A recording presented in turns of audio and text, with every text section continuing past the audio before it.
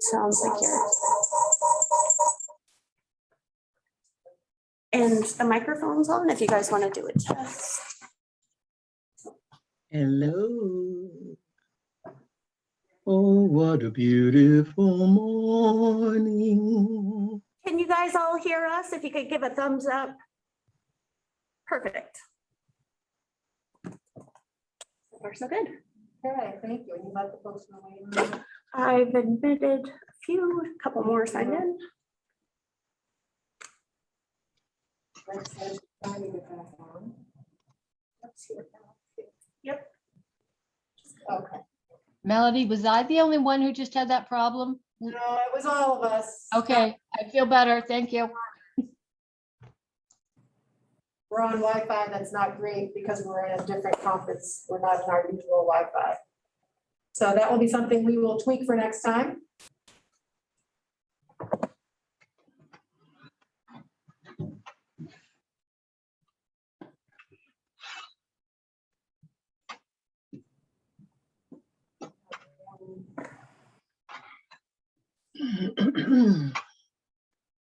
Gotcha.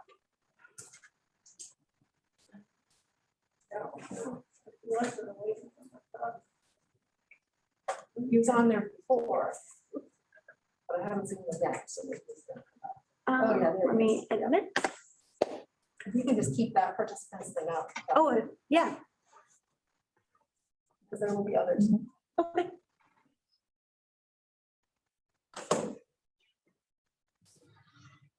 Okay, so for everybody who's on, I just want to warn you that we're on Wi-Fi that's not particularly stable.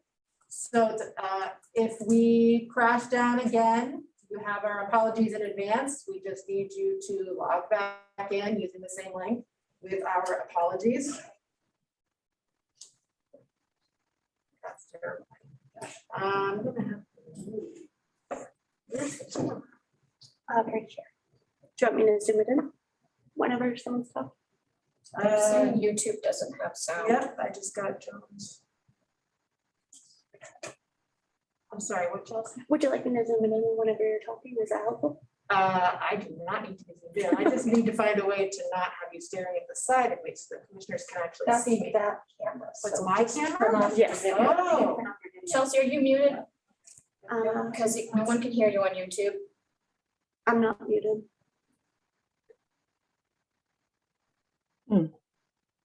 Which speakers are is it selecting right now? Can anybody hear me? Did you Logitech for that or?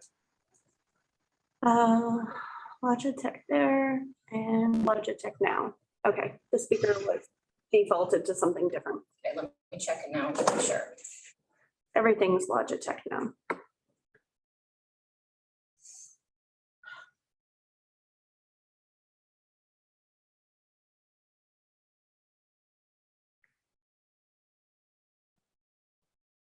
Can't hear anything yet. Is the puck on? Yes. I stopped that. Never mind, then I have one. Then I'm not on it. Yes, you are. You're on group shot. Oh, the group shot. Oh, I like that better. That's what we're trying to tell you. I'm not hearing anything. No worries. Chelsea, So Yes. many more. I don't hear anything. Well, they heard me, when I asked if they could hear us. It's on Logitech speaker, it's on Logitech microphone, it's on Logitech camera.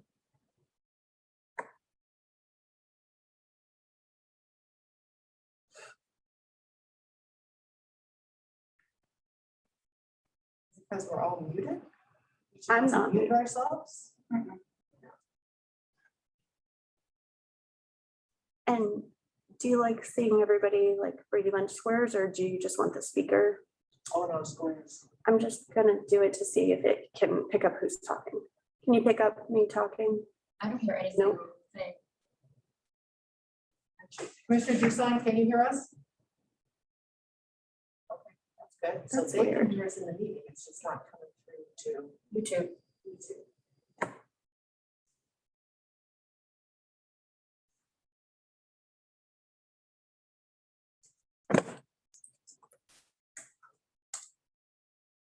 right, well, I'm gonna start with the commissioners because I don't know what else to do. All right, commissioners, we're gonna start with our business session. Just so you know, we may have to pause because we don't have sound coming through on YouTube, where we're live streaming this, so the public that is watching can see us, but not hear anything that we're doing. So we're troubleshooting that. But in the meantime, we can at least do the business session. So this is open to the public as we can. So, Deb, you want to do the honors of gaveling? Good morning. I'm Deb Whitworth, and on behalf of my fellow commissioners, welcome you to this meeting of the Maine Human Rights Commission. Before we proceed with the business of today, I'm asking each of you who may have an electronic device, and I know we all do, cell phone, pager, etc., to ensure that they're silenced now. For those of you who are attending in person, there are additional agendas in the back of the room, including the consent agenda. The consent agenda is a listing of cases in which no written arguments were made to the commission in the allotted period, and the commission will vote on those cases and they will not be considered further today. The remaining cases on the agenda are coming before the commission to determine if reasonable grounds exist to believe that unlawful discrimination has occurred. The commissioners have received and reviewed investigators' reports and any written submissions submitted within the allotted time. No new information or any written materials will be accepted today. We'll get on with the business session. Is there a motion to adopt the agenda and the consent agenda? So moved. Well, hold on, just hold on. It's an amended agenda. Yes. So is the motion to adopt the amended agenda? Yes. Is that your So motion? Second, Everybody in favor, please raise your hand and say yes. Hold on, any votes? Hold on, any votes need to be taken one at a time and available visually and auditorily. So I will call your name for each commissioner. Commissioner Whitworth, Yes. Commissioner Ashby, yes. Commissioner Doosan, yes. Commissioner O'Brien. Yes. Thank you.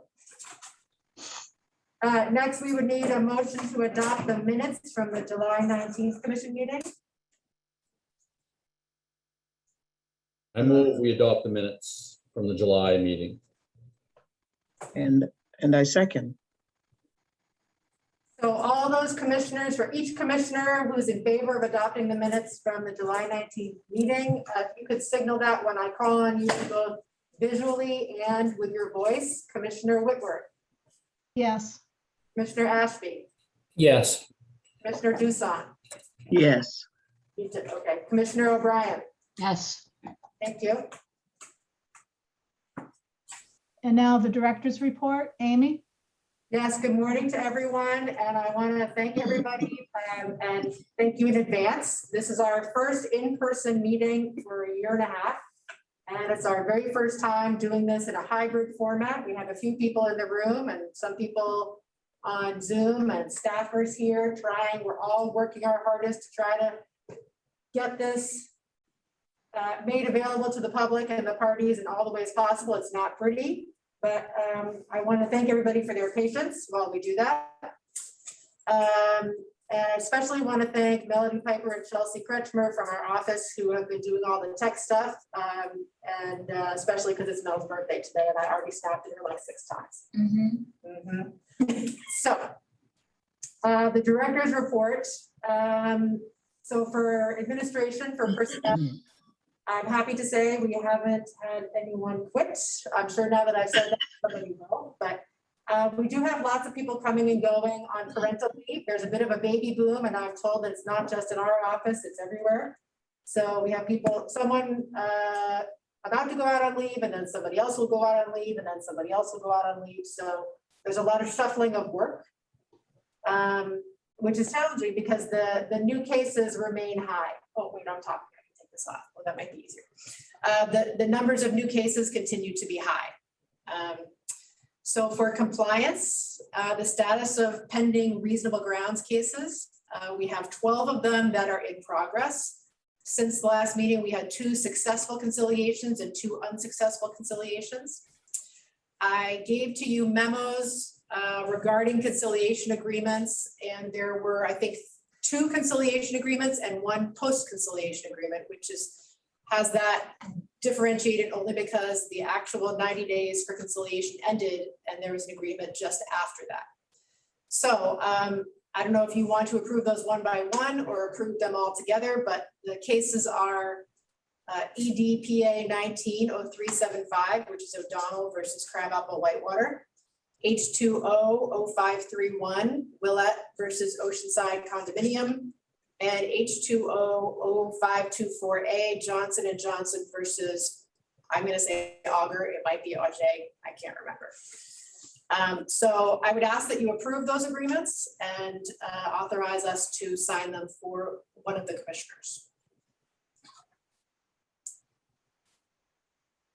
I'll move the slate, unless there's some opposition, that we approve the conciliation in EDPA 190375A, that we approve the conciliation agreement in H2O-0531, and that we approve the post-conciliation agreement H2O-0524-A. I'll second. Thank you. So I will ask each commissioner, remember to show your vote with both visually and auditorily. So if you say yes, you are agreeing to approve all 2 conciliation, 1 post-conciliation agreements. Commissioner Whitworth, Yes.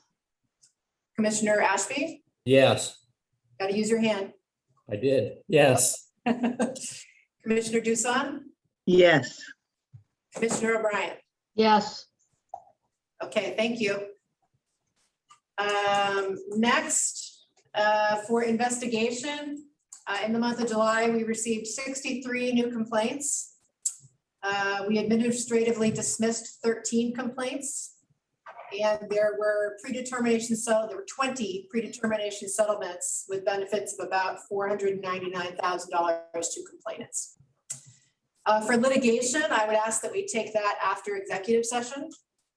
And then I could just briefly go over a few items of new business. As I think you all saw, I think I copied you all on a press release we sent out outlining the upcoming changes in the Maine Human Rights Act that will become effective in October.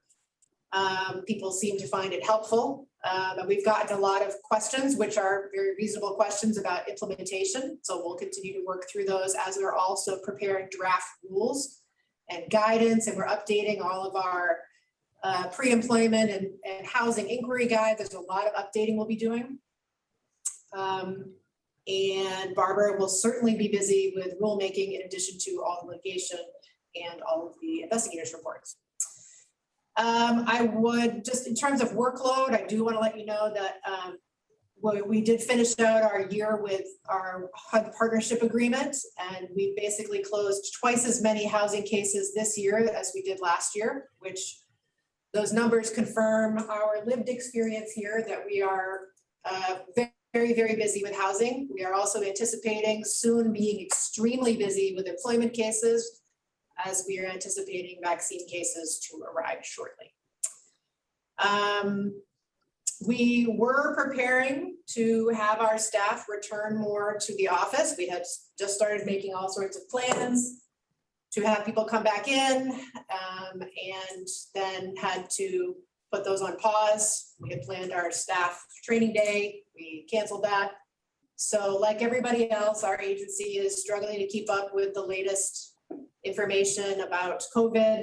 The state was planning to have people come back from work at home as of Labor Day. They've postponed that for state employees through fall or winter.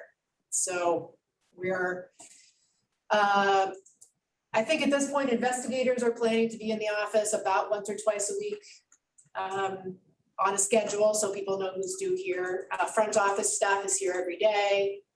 Barbara and I are each going to be here 3 or 4 days a week. Melody is everywhere.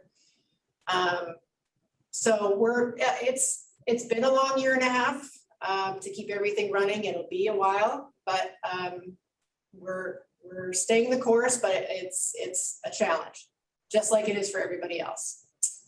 I did just want to mention, we will have a half position coming to us in the new budget related to the new domestic violence retaliation protections in employment and housing. So we won't be able to do anything with that until October. So that's all I have for new business.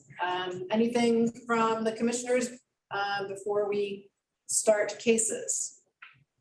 Yes, just very quickly, you sent us pending inventory for July 2021, that report.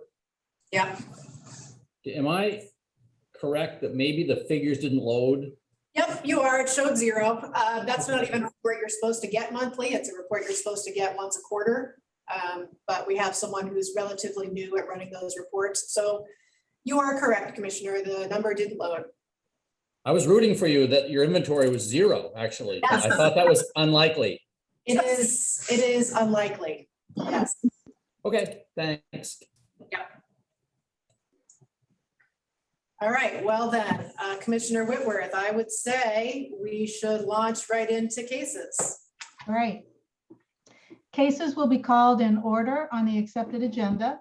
As I call each case, the party who has submitted a written argument will be called to provide the most relevant arguments to the case.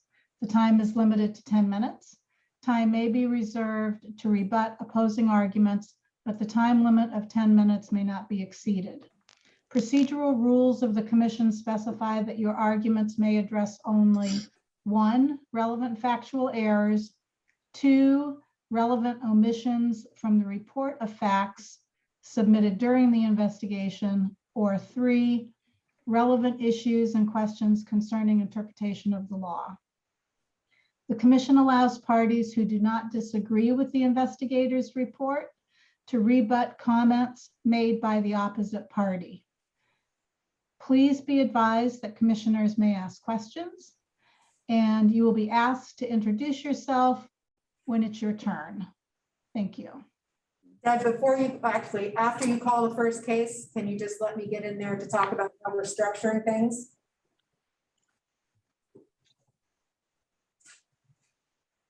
Mhm. Deb? Pardon me, I didn't hear you. Oh, I'm sorry. After you call the first case, could you give me a minute to talk about how we're structuring the argument? Yes. So the first case is a housing case, H20-0085 ABC.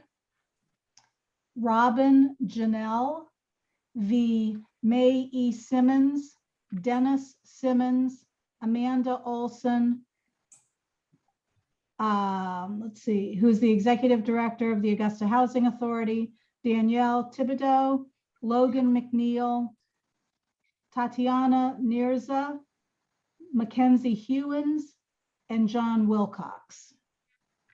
Okay, so this is a kind of complex case with a lot of moving parts.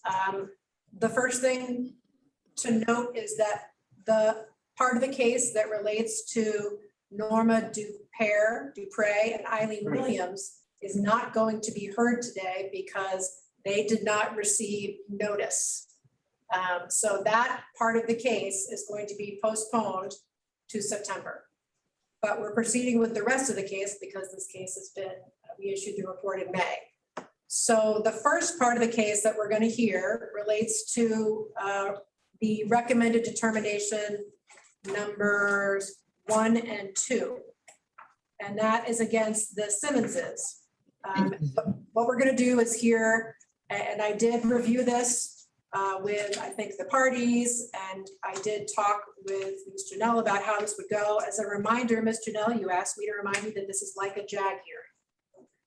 So we're going to first hear the claims against claim 1 and 2 against May Simmons and Dennis Simmons for disability discrimination and retaliation. And so first will be You just get bounced off of Zoom. No, Okay. Melody just wanted me to try something to Okay. the sound. First, we're gonna hear from Mr. Dolan, who's the attorney for the Simmonses. He'll have 10 minutes, and then Ms. Janelle, hold on, I got a lot more to go over first. And then Ms. Janelle will have about 10 minutes to respond and have any questions from commissioners about those two claims. And then we will have Ms. Janelle and Mr. Dolan sit down. And then we will go on to all of the other claims that don't relate to Ms. Dupre and Ms. Williams. So all the no reasonable grounds recommendations. And when we do that, first, Ms. Janelle will have an opportunity to say what she has to say for 10 minutes. And then the respondents will have an opportunity to make a response. Just 1 second. From Mr. Theobald and Mr. Dolan. And I know there's some of the other individual respondents are on Zoom. Mr. Theobald is on Zoom. Ms. Janelle is here in person. Mr. Dolan is here in person. After we hear from the parties about the no reasonable grounds recommendations, then all the parties will be done. And then we will have the investigator, Alice Neal, present to the commissioners. There'll be no more presentation from the parties at that point. Just the investigator talking to the commissioners and answering their questions. And after that, commissioners will vote on each of the proposed recommendations. So I want to pause. There was a question from Ms. Janelle. Yeah, so I'm only doing this with Mr. Simmons, Mrs. Simmons, and then the housing authority in Dupree, and then we'll be later, or So which ones am I covering? I didn't get it straight. I'm sorry. I'm just so tired. that's okay. You and I did talk about which respondents you wanted to pursue your claims against. And you Yeah. wanted to proceed against Ms. Olson, the Augusta Housing Authority. So the ones from housing and then the Simmonses, Yep. anyone else today? Everybody other than Ms. Williams and Mr. Dupre. Okay, the sisters. Right. Everyone other than them. All right. Okay, is everybody clear about the process? All right. And I'm watching our camera pan on us, whoever's talking, it's pretty cool. We don't know if we have any volume going through to YouTube yet, but we're working on it. So this is about the best we could have possibly hoped for so far. All right, so first we're gonna hear from the attorney for the Simmonses, Mr. Dolan. Mr. Dolan, we have a podium here. We want to make sure the commissioners can see you. Ms. Janelle, do you want to stay there? Can you hear okay from Mr.? Oh, yeah. Okay. All right, so Mr. Dolan, let me just get set here and then you'll have 10 minutes and you can take your mask off to present. I'm going to put mine on. Tell me when. I appreciate that. All just interesting. Okay, ready. Good morning. My name is Scott Dolan. I'm an attorney representing the respondents Dennis and May Simmons, who own the apartment building at 30 Cedar Street in Augusta. Because of the protocol set up for this meeting, they were unable to attend in person, which would have been their preference. But please know that they are here in attendance via Zoom. You can see them on the camera there. We can see them in the room here. I saw upper them. quadrant. We are here today to urge the commissioners to find against the recommendations in the investigator's report on 2 of the 3 claims against the Simmonses: discrimination on a basis of disability and retaliation on a basis of disability. The investigator's report reached the wrong conclusion on those two claims for 2 reasons. First, the report based its recommendation on some factual errors and some misstatements that may have skewed the the report's analysis. Second, the report did not consider that there has already been a final court judgment in Dennis Simmons's favor against Ms. Janelle on a parallel case. Hold on. Ms. Janelle, you don't have an opportunity to interrupt here. So he's allowed to say that there was a final judgment because it was submitted to the commission. He's not allowed to talk about anything that happened after that. But that was after the deadline in December. It's true, it is, but they submitted it and we had to at least consider it. It didn't change our recommendations. So they can't talk about anything about the court hearing after that or anything else that happened. Okay, go ahead, Mr. Thank you. Mr. Dolan. Dolan, thank you, sorry about that. Second, the report did not consider that there already been a final court judgment in Dennis Simmons's favor against Ms. Janelle on a parallel case about the same facts at issue as the facts in this case. Specifically, we are here to request that the commissioners take note of those factual errors in the report and take note of the court's final judgment and find that there are no reasonable grounds to believe that Dennis and May Simmons discriminated against Ms. Janelle on a basis of her disability in her housing. No reasonable grounds to believe that they retaliated against Ms. Janelle on a basis of her disability.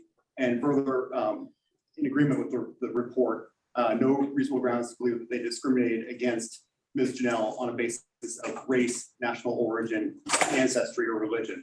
I want to take a moment to tell you about the Simmonses. In the year and a half this case has been pending, I've gotten to know them a little bit. Dennis and May are married and live together in South China, Maine, which is about a 20-minute drive from the apartment building in Augusta. Although they co-own the apartment building, Dennis alone acts as the landlord. May does bookkeeping, but she doesn't interact with tenants or maintain the building. She never has. Both May and Dennis are kind and thoughtful people. As a landlord, Dennis is calm. His communication lines are open with tenants, and he is patient and understanding. He's an excellent landlord. In the nearly 12 years that he has been a landlord, he has never had to evict any of the. Sorry, that's on us. In the 12 years that he's been a landlord, nearly 12 years, he's been a landlord, he has never had to evict any tenant until the complaint in this case, Ms. Janelle. The Augusta Housing Authority continues to refer tenants to him, knowing that he is a good landlord. The question at the heart of this case is, why did Dennis Simmons evict Ms. Janelle? She filed her complaint after the court eviction proceeding was already underway. The eviction process, like this case, took about a year and a half. This case and the court eviction case are inseparably intertwined. The answer to the question is, Ms. Janelle was evicted because her repeated harassment and intimidation of the other tenants in the building. Her behavior left Dennis no choice. Her behavior drove tenants to move out of the building. The signed statements that I submitted to the commission from former tenants John Wilcox and Mackenzie Hewins speak to that directly. Those are exhibits 4 and 5 of the brief I submitted. Ms. Janelle would bang on the ceiling and startle them in the apartment above and wake them in the middle of the night. They didn't feel safe living there because of Mrs. Janelle's erratic and frightening behavior. Between March 2019 and December 2019, the Augusta Police Department was called to 30 Cedar Street at least 35 times to deal primarily with problems from Mrs. Janelle's behavior in regard to other tenants in the building. Dennis ultimately had to leave adjacent apartments vacant so that tenants would not be harassed or intimidated by Ms. Janelle next door. That cost him dearly financially, especially because the eviction process took so long. Ms. Janelle's allegations that Dennis evicted her in retaliation for her complaint about marijuana smoke is simply not true. The Augusta District Court agreed that Dennis's reasons for evicting Ms. Janelle were legitimate and flatly rejected Ms. Janelle's claims of retaliation. That is the second and final eviction judgment dated March 5, 2021, which I submitted to the commissioners as Exhibit 1 to my written statement. That decision by the court is binding and would bar the Human Rights Commission from trying to litigate these factual issues again in new litigation. That bar is derived from a legal doctrine called collateral estoppel or issue preclusion, as it's also known. I know some of the commissioners are lawyers too, but let me briefly explain. Maine's highest court, the Supreme Judicial Court, has held that the legal doctrine of collateral estoppel prevents, I'm quoting here, prevents the relitigation of factual issues already decided if the identical issue was determined by a prior final judgment. And the party estopped had a fair opportunity and incentive to litigate the issue in the prior proceeding, end quote. That's from the state's law court. Under that doctrine, Ms. Janelle cannot get a second bite at the apple. The district court has already issued a final ruling on the merits on that issue of retaliation in the eviction case and said it was not retaliation. And because any future case brought by Ms. Janelle on behalf of the Human Rights Commission stemming from this case would involve the same parties as the eviction case and the same factual issues as the eviction case, that would be precluded from be precluded from litigating the same issues again. I urge the commissioners to spare the staff from having to bring such a retaliation action that would likely be barred by collateral estoppel.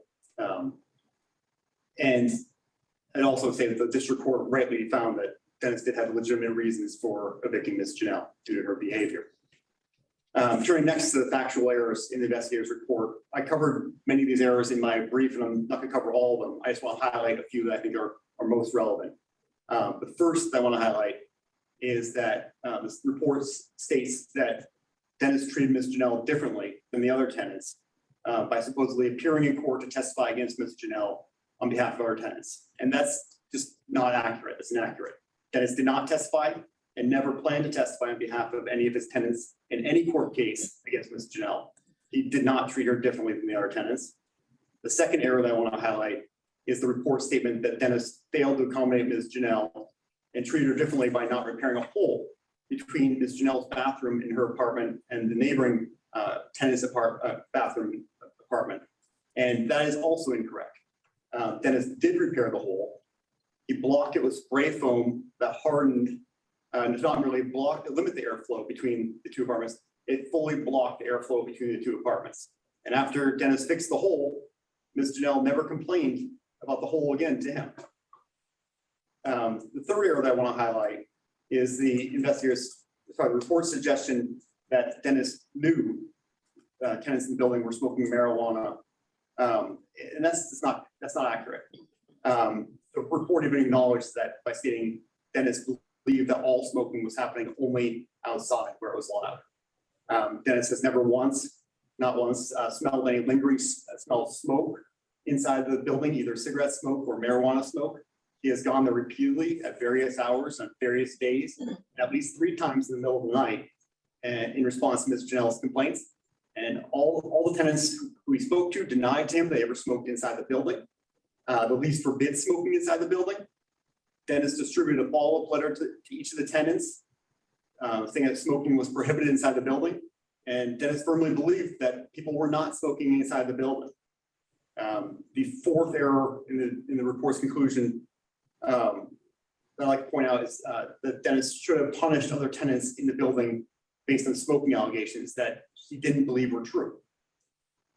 He believed those were false. The report suggests that Dennis should have been unlawfully evicted Ms. Dupere and Ms. Williams without any basis as to meet the request of Ms. Janelle. And he didn't, if he had no personal evidence, no firsthand evidence that there was smoking in violation of the lease, he could not have evicted them. Punishment would not have been warranted. In conclusion, you've now had the opportunity to hear Ms. Janelle's recording submitted in response to the investigator's report. You heard her say that she thinks that her behavior against others is triggered by her disability and therefore excusable. She believes that she has a free license to treat others, to harass and intimidate whoever she chooses because she is disabled. But her behavior is not a disability. Her behavior is the reason that Dennis had to evict her, and the court said in its final judgment that was a legitimate reason to evict her. Thank you, and I will answer any questions if anyone has any. Okay, so just noting that you have about 30 seconds left when we get back to that. Thank you. Commissioners, hold on, Mr. Dolan. I'm just making that note for myself. Commissioners, any questions for Mr. Dolan at this point? Commissioner Whitworth? No questions just yet. Commissioner Ashby? Yes, hi, Counselor. Can you hear me okay? I can hear you, yes. Great. I want to look at your claim of collateral estoppel.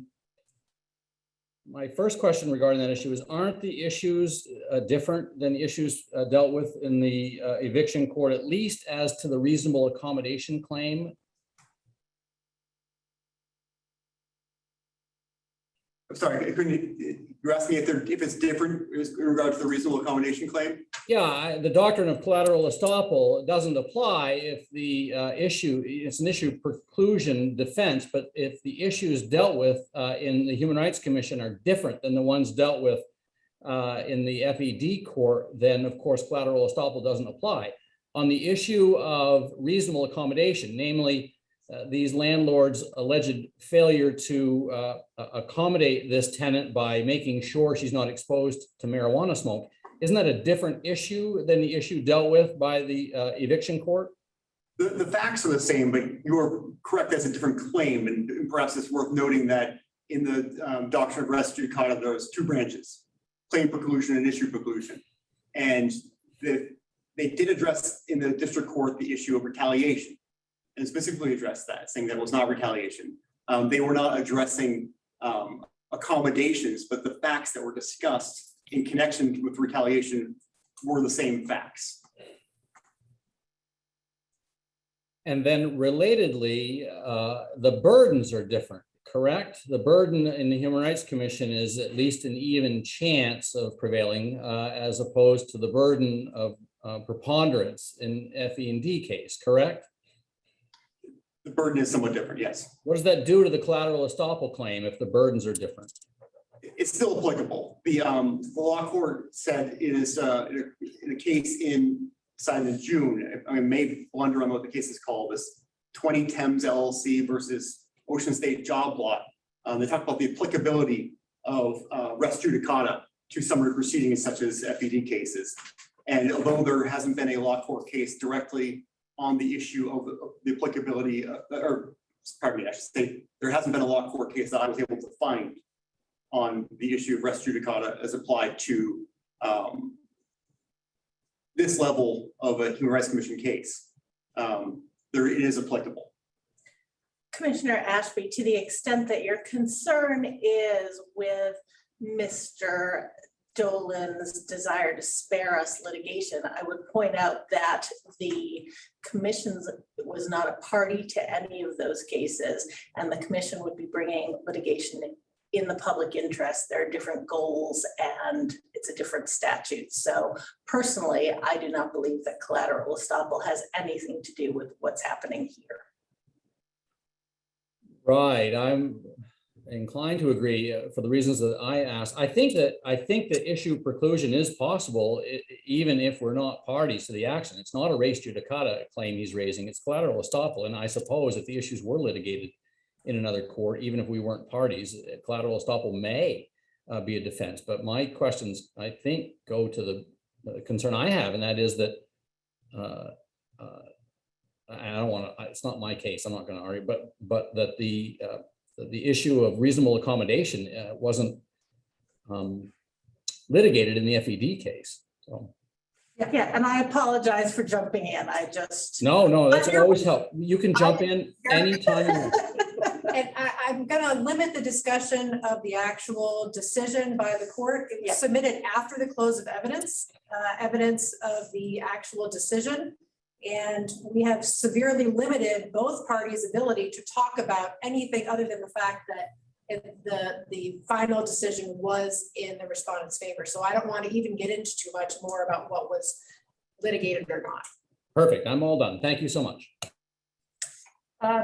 Commissioner Dusan. Any questions for Mr. Dolan? I don't have any questions for Mr. Dolan. Commissioner O'Brien. Not now, thank you.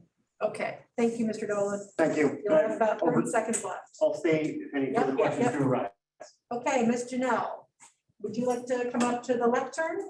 I think the mic could get you over there, but I'm not positive. Sorry if I keep moving my right arm, my gallbladder's look at me. Oh, you're fine. I just don't want you to think I'm doing something funky. No, just as a reminder, Ms. Janelle, you'll have 10 minutes. Want me to help you? Down here? Yeah, go down there to your left, yep, and then it'll be on your right. Yep, you got it. Yep, Is that it? that's it. Yes. Okay, thank you. So you'll have 10 minutes. Would you like me to give you some warnings along the way about how much time you have left? Yes, please. I greatly appreciate that, ma'am. Okay, and so right now, this is only about the Simmonses, and it's only about the recommended findings that they discriminated against you on the basis of disability or that they retaliated against you. Those are the only things we're talking about right now. So not the religious part. That's right. Okay. So Are you ready? I don't know how to start, but Start however you want. Well, that's not true. Okay, just let me know when. Okay, ready? Go. All right, I was totally blind before I moved into the Simmons's building. I moved in sight unfelt, because I didn't even feel the dimensions of the apartment or nothing. He signed paperwork when I signed the lease that he didn't read to me, because housing needed it, and he knew I was totally blind. And then I wanted to get my sight back. And in April of 2019, I wanted to go into the hospital because it was in the building bad, which I submitted to you guys. My worker also submitted information, Sean Kuehl. Yeah, so I Sorry, can, yep, I just want to remind you, and we talked about this, but I know it's Sorry. hard not to Sorry. use the names of anyone unless they were an actual party in this case. okay, sorry. I know it's hard to remember. But my present or my worker at that time tried to speak with Dennis Simmons about what happened from April, which I gave you the flash report from the ambulance. I also gave you paperwork in September when I went to the hospital from another episode. And I really believed with the stuff from the counseling agency that I could work it out with my landlord. I wanted to get a waiver of 30 days. So as soon as I found a place, I could leave because I couldn't take the weed anymore. I want my sight back. I was tired of getting sick, tired of being ventilated. I mean, it's scary to be in a place 24/7 that's supposed to be your home, a safe place. And you're scared to go to sleep because you don't know if this stuff that's toxic to you and can kill you, because it can stop your heart or your diaphragm, which I've mentioned over and over again. If you're even gonna wake up the next morning, or if someone's gonna have to find me days later and be carried out in a body bag. I tried working it out with him. My worker tried to work it out with him. And that report that I had gotten from the mental health people when I went to the hospital on September 26th, I called him, begged him for the waiver. I told him the other tenants won, they can do what they want. They can violate the HUD contract because under the family obligation, it says there's no weed allowed on the property. The paperwork I gave from the testimony of other tenants in the building even proves they admit to be doing it on the property, but under a HUD contract, they're not supposed to be having it there at all. After the fact of that, Dennis didn't even drop it, finding out that they were doing it.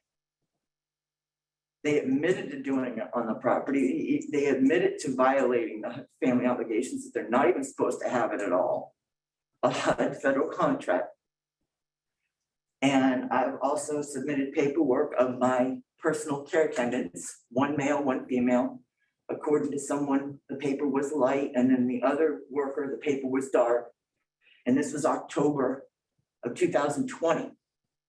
That they tried going into my bathroom and get permeated with the stuff. One had to stop work. The other one made note of it. And also cleaning agents from, right across this way from me, which would have been apartment 3. Her cleaning chemicals, because all I ever used was bleach to make sure things were clean where I can't see. You could smell, and it was right in their statement that I provided by the deadline. I even offered at my own expense, which I have said time and time again, my own expense, because I gave flash drives and pictures of the hole in the wall on my side, and you clearly see that it was not plugged up like he says it was. I mean, I begged for help, but I threw in the towel and I asked him for a waiver, but instead he had to evict me and make me look bad. We all could have been happy if he just would have gave me the waiver. Even my worker asked him, why not just do the waiver? As soon as I find a place, I'm gone. Everybody's happy. I tried my best to keep myself calm, but it's not very easy. I have very bad PTSD, which I've said right from the beginning in statement after statement. I saw an IED go off at the age of 5 and all the carnage. I have it worse than most vets coming across the pond, and I told him that too. before I even moved in, so he knew how bad my PTSD, that's when he signed that paper acknowledging my PTSD, my vision loss, you know, my allergies and stuff for my doctors, because my doctor wanted to make sure that I wasn't gonna have any problems like I did in the last apartment, because they were allowing the marijuana in that building, even when it wasn't legal in the state of Maine. It's like, I tried. My worker tried. I mean, I was calling crisis all the time, you know, because I'm scared, you know, someone's using this to kill me. They didn't want me in the building so they can continue doing it. And he stayed blind to it. It takes him over 20 minutes to get from China to South China to Augusta. And then I just don't know how he would be there when the cops show up, how he would be there. I mean, even the police report in November of 2001, was it 2020? No, 19. That other tenants tried to say I was violating a harassment order. He shows up that day too. He said he was there for other things, but he never went in the building and stuff. And I've already testified to this. I've already said stuff about it. It's like he just wanted to be there for the paperwork.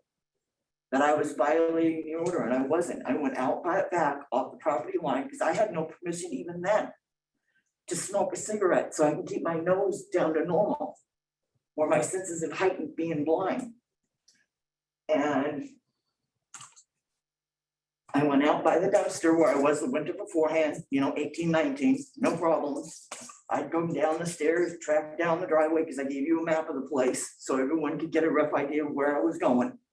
And I'd go all the way back down the driveway by the dumpster, so I had a little wind block because Cedar Street's very windy.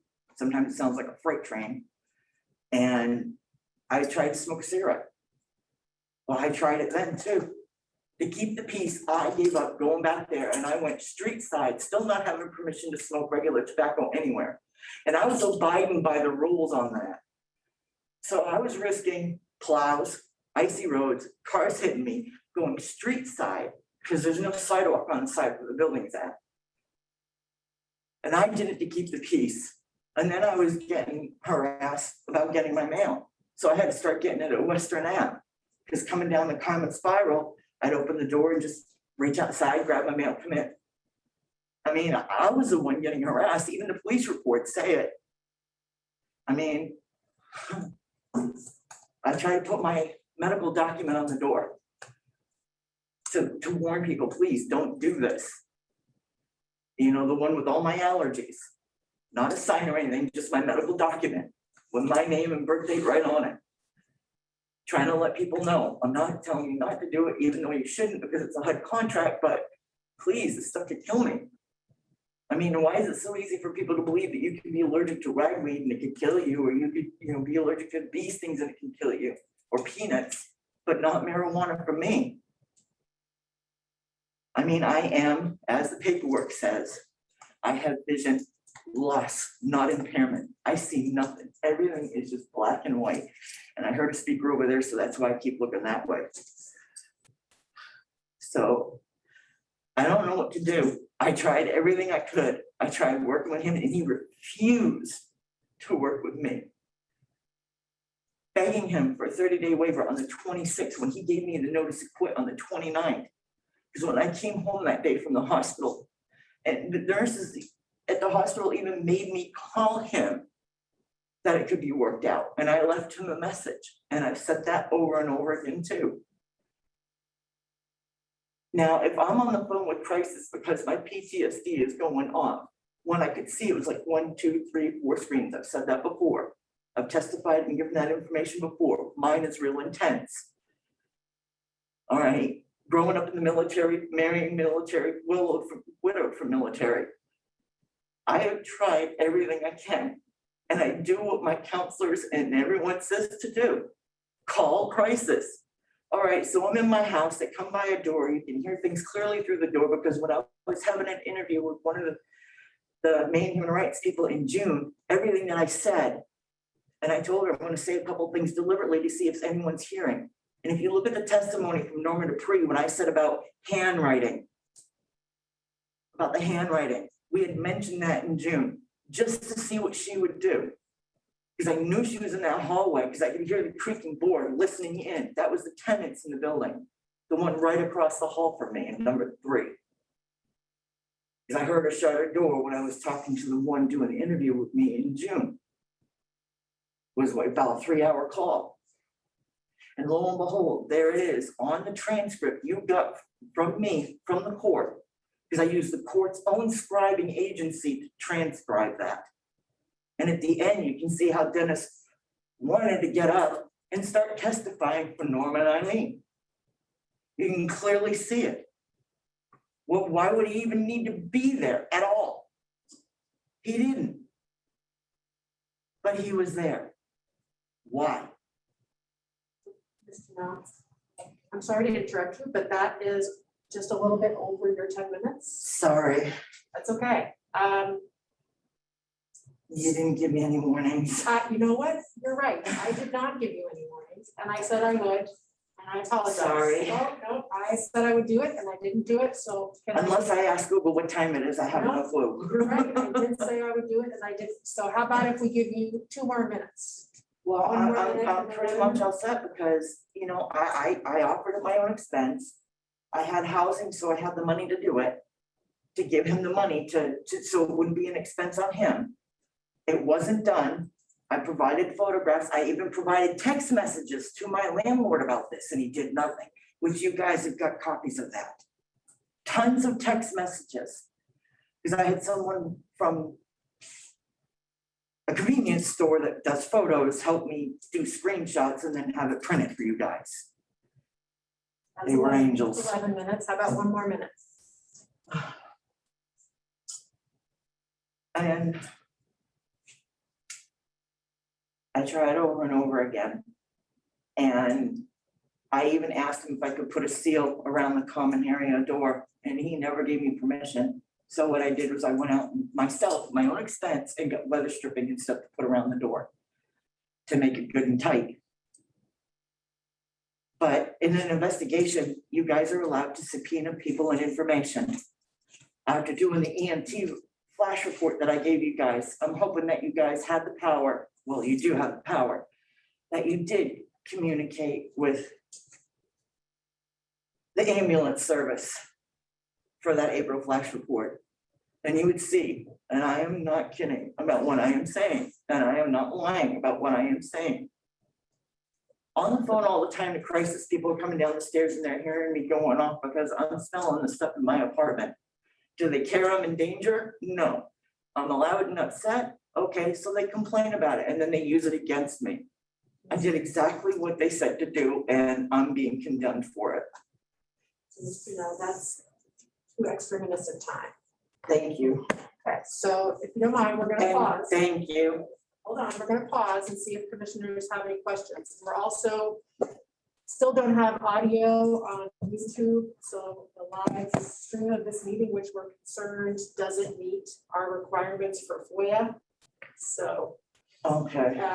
that's something for us to talk about. We may have to take a brief pause. I can try the screen sharing again. Yep. Do you want to?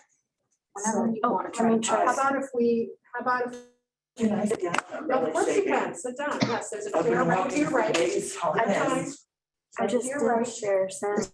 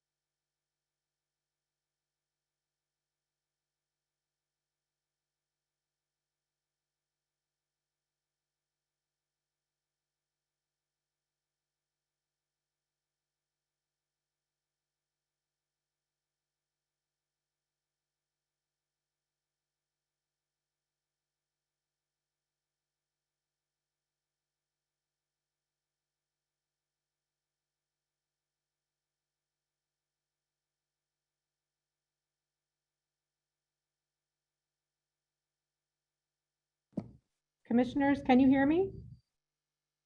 Oh, okay, so apparently the meeting is still going. It just says that I lost it. Okay, so we're just, now we think we may have the audio on YouTube figured out, but we're trying to get our big camera thing set back up. So just give us a minute and we'll pick right up where we left off, in theory. Sorry about my video.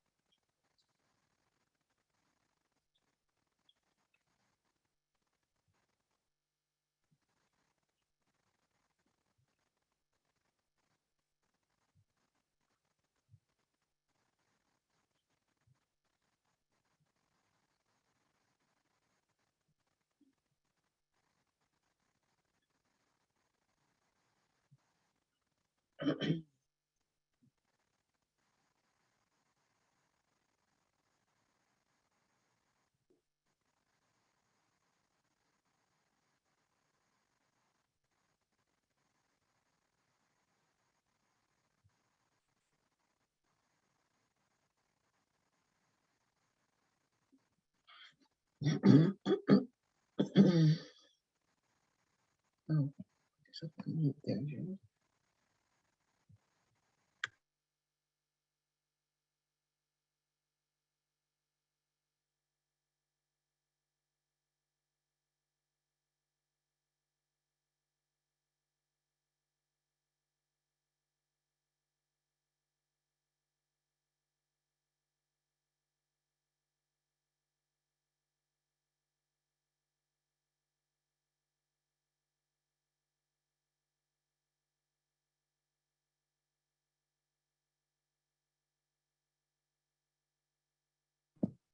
Commissioners, we appreciate your patience.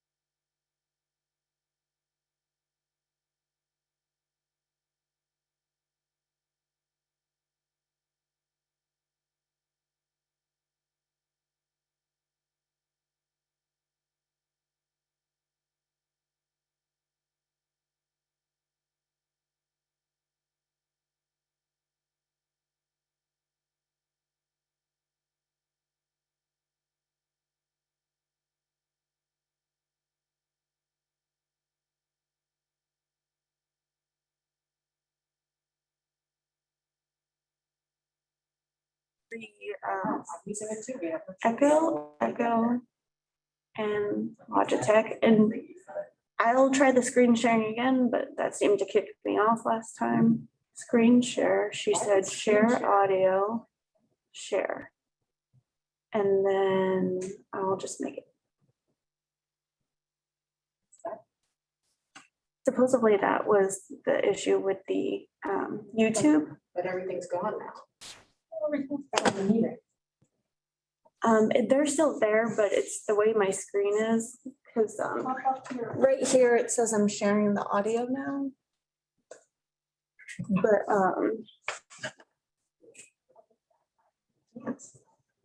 let me see if I From your can. screen, so now we cannot see anybody. All we can see is this blue screen. We can see them there. But then none of the commissioners can see anything, is what she's saying. So everyone online can't see anything. Is it accurate? Sorry.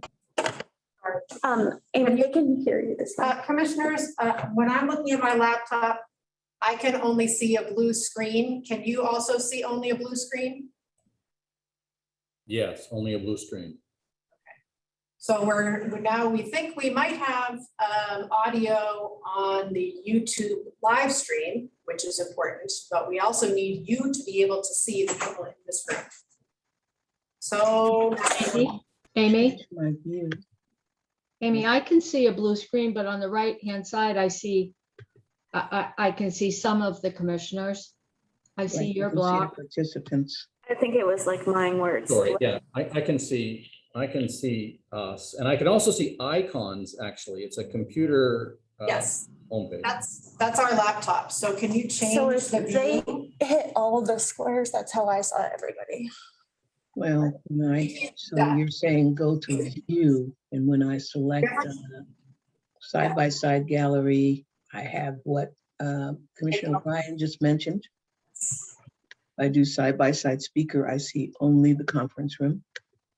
And if I just, On YouTube, because if not, I can just. Are you in the app or are you on the web version?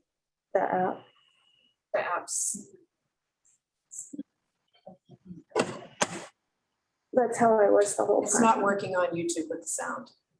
So I will stop sharing this way then. So I'll leave the app.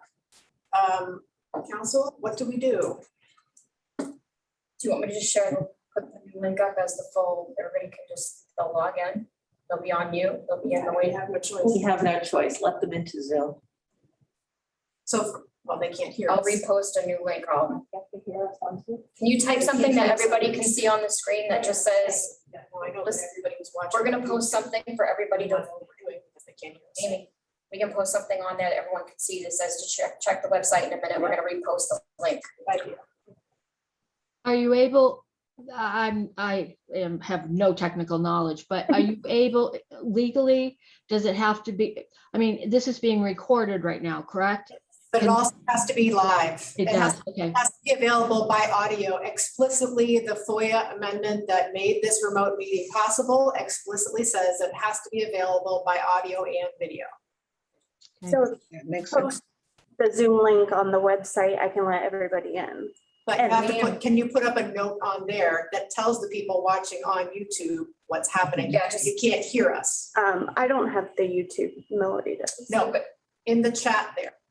These are all, you want me just to say the YouTube's not working? Just Say for anyone who's watching on YouTube, we're sorry the audio doesn't work. We are posting a link to Zoom that you can use to log into the Zoom meeting. So then the people who are on YouTube and can't hear us will see that. I see. For anyone who is watching on YouTube, we are posting a Zoom link on the website. So just so you know, I now see the conference room and I see the participant, the little boxes of Yes. participants. We turned off the screen sharing because it wasn't doing what we had hoped it would do. Okay. So we're gonna be, just so you know, commissioners, there'll be some other folks coming on to the Zoom meeting, people who were trying to listen on YouTube. So we're gonna try to make sure there's no inappropriate interlopers, but Barbara, should we wait a few minutes till that goes live? No, I think we'll let's go ahead. just go. Okay, so we heard from Mr. Dolan and there were questions. So next we heard from Ms. Janelle about the Simmonses. And I want to ask commissioners if you have questions for Ms. Janelle at this point. This is only about the first two recommended findings. So Commissioner Whitworth, any questions for Ms. Janelle at this point? No questions, thank you. Commissioner Ashby, No questions, thank you. Commissioner Doosan, I don't have any questions at this time. Commissioner O'Brien. Yes, I do. Is Miss Janelle there? She is here. She's sitting down because. Okay, thank you.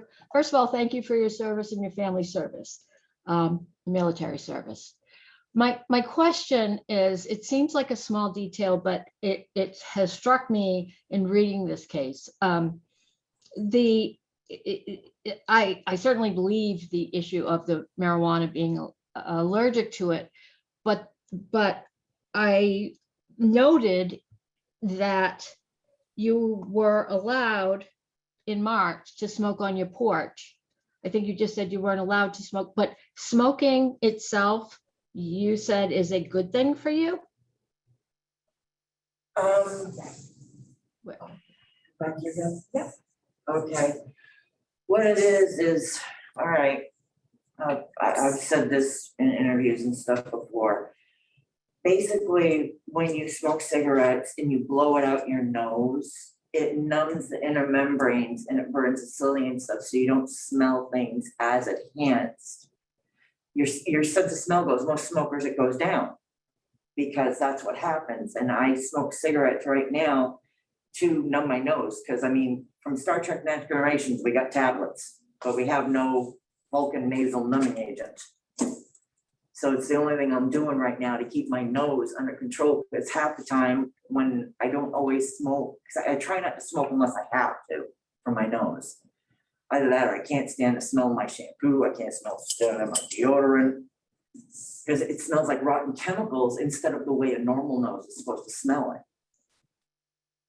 And just to let you know too, that I've said before, it's a connection in my brain. It's not an EpiPen that's gonna cure me, or Benadryl, like I've said before. It's just how I'm wired differently than most people. I'm not normal. I can't be put into an everyday cookie cutter mold, especially with anything, my nose, anything. Mr. Null, you can't see Commissioner O'Brien, but she's nodding, and I think that you answered her question. Thank you. I was hitting Thank you. I got it. Thank you. camera is, so I try to look where the speaker is coming, so my mother doesn't go like this, because I'm being rude, not looking in someone's direction. Okay, so I think at this point, Mr. Null, we can have you sit down. Okay. And then Mr. Dolan, you have 30 seconds left. Do you want to use them? I do. Okay, come on back up. Well, am I allowed additional time as well? What? Am I allowed additional time as well? You have 30 seconds. Oh, for the other recommended decisions? No, I mean, because, you know, we have a couple minutes. You did not ask me to give you warnings about your time, Mr. Null did. I'll speak quickly then.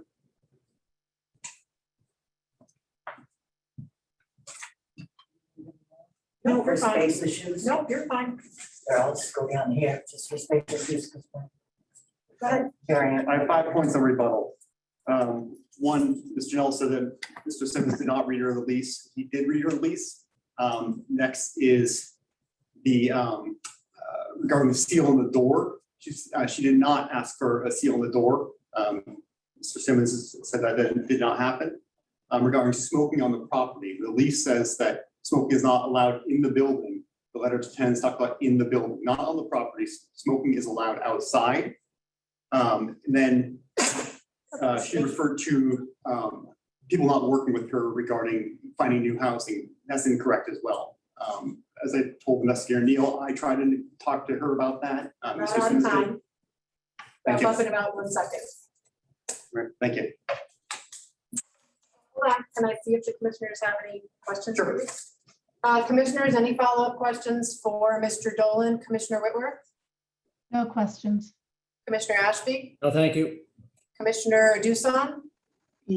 Just one little factoid. Everyone's being very careful to use the words inside the building with relation to smoking.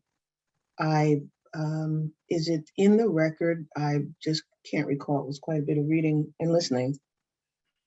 Whether there was an awareness of smoking marijuana by any of the tenants, including the respondents and the complainant, outside of the building. Question for you, Mr. Dolan, if it's in the record.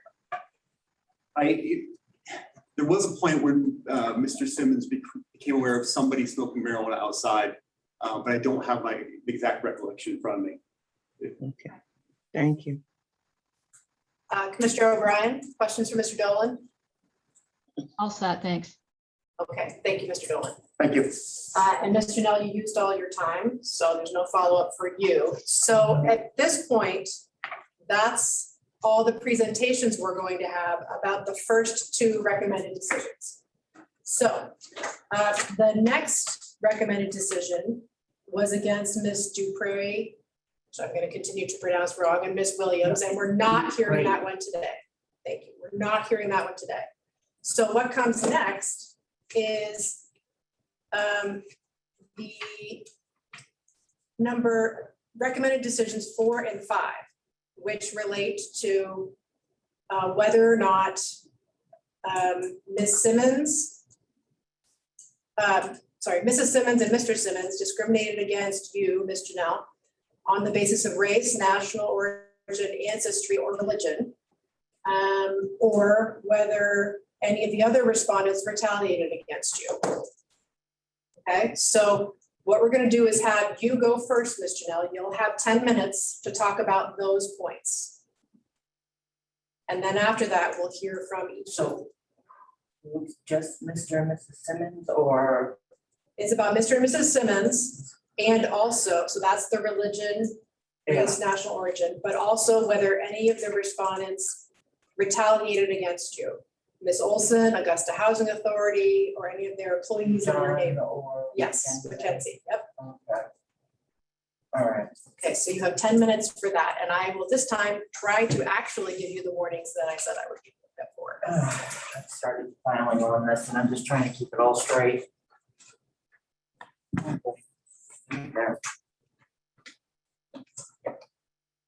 Ready? Yeah. Okay, go ahead. All right, when I moved in, I started celebrating Hanukkah and my things like called Sukkot, which is a Feast of Tabernacles.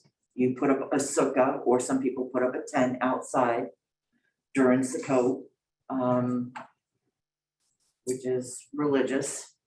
It's a Jewish or Hebraic or Messianic holiday because it's following the actual Bible, what it says. And a lot of people didn't want me putting the menorah in my window, but I still kept it up there anyway. I wanted to put a sukkah out back because there was plenty of room for parking out back, which I provided you on the map.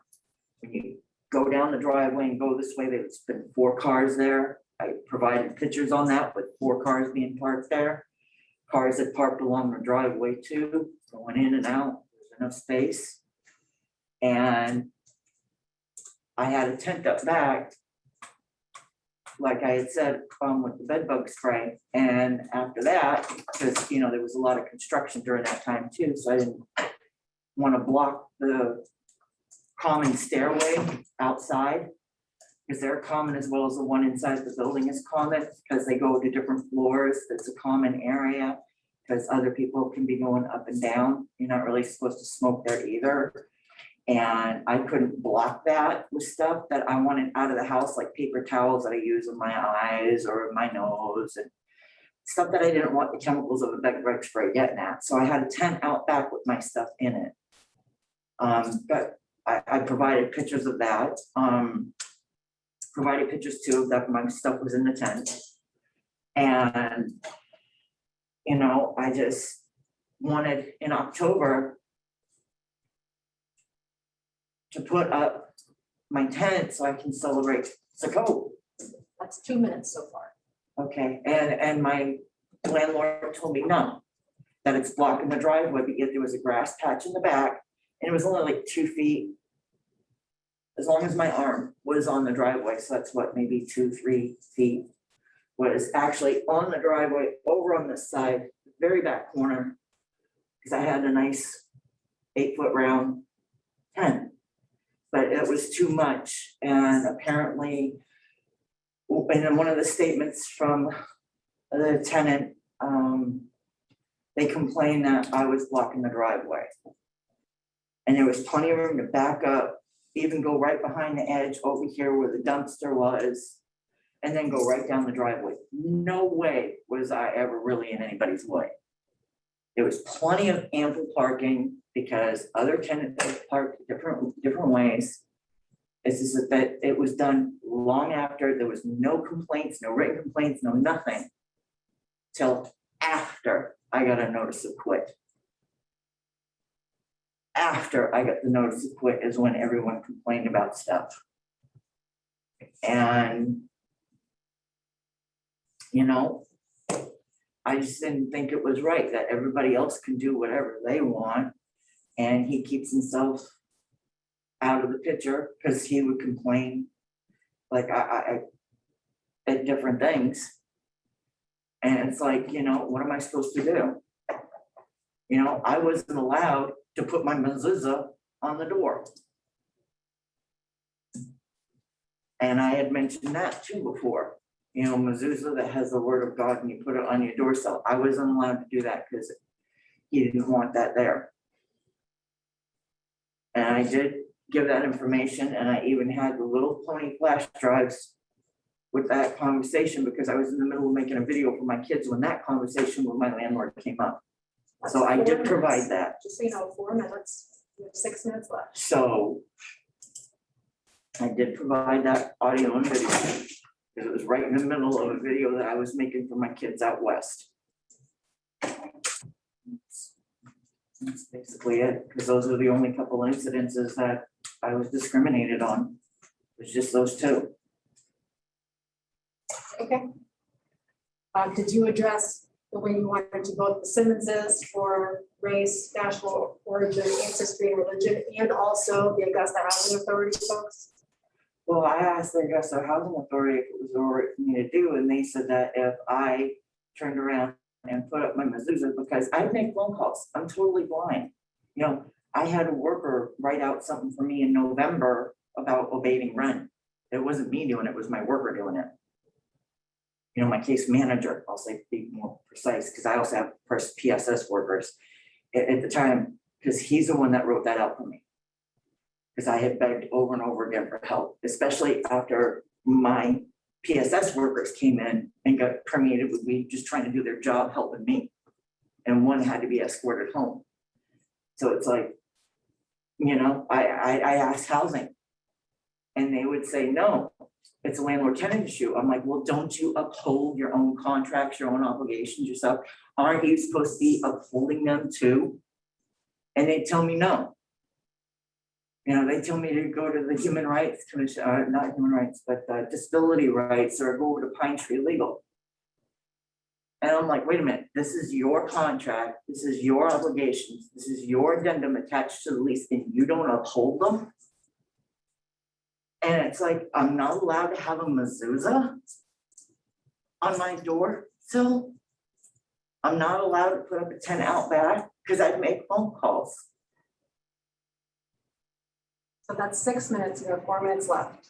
Well, that's basically it. And housing upheld their end of the deal, I wouldn't be here today. If Dennis upheld what the contract, family obligations that he's supposed to keep up with, along with the addendum that gets attached to the lease, we all wouldn't be here today. Thank you for your time. Okay, so I just want to remind everyone the issue about whether Augusta Housing Authority treated you and other tenants differently in the contract is in a different case. That's not this case. This is the claim against the Augusta Housing Authority respondents was about retaliation. I lost my housing voucher because of what they did. That is something that happened after this case. So that's a separate Okay, case. That's one of the so- things you're not. All right, then they froze my voucher so I couldn't leave the apartment. I was stuck in, I was frozen because they told me if I left, I'd lose my voucher. They froze me in. They didn't have to.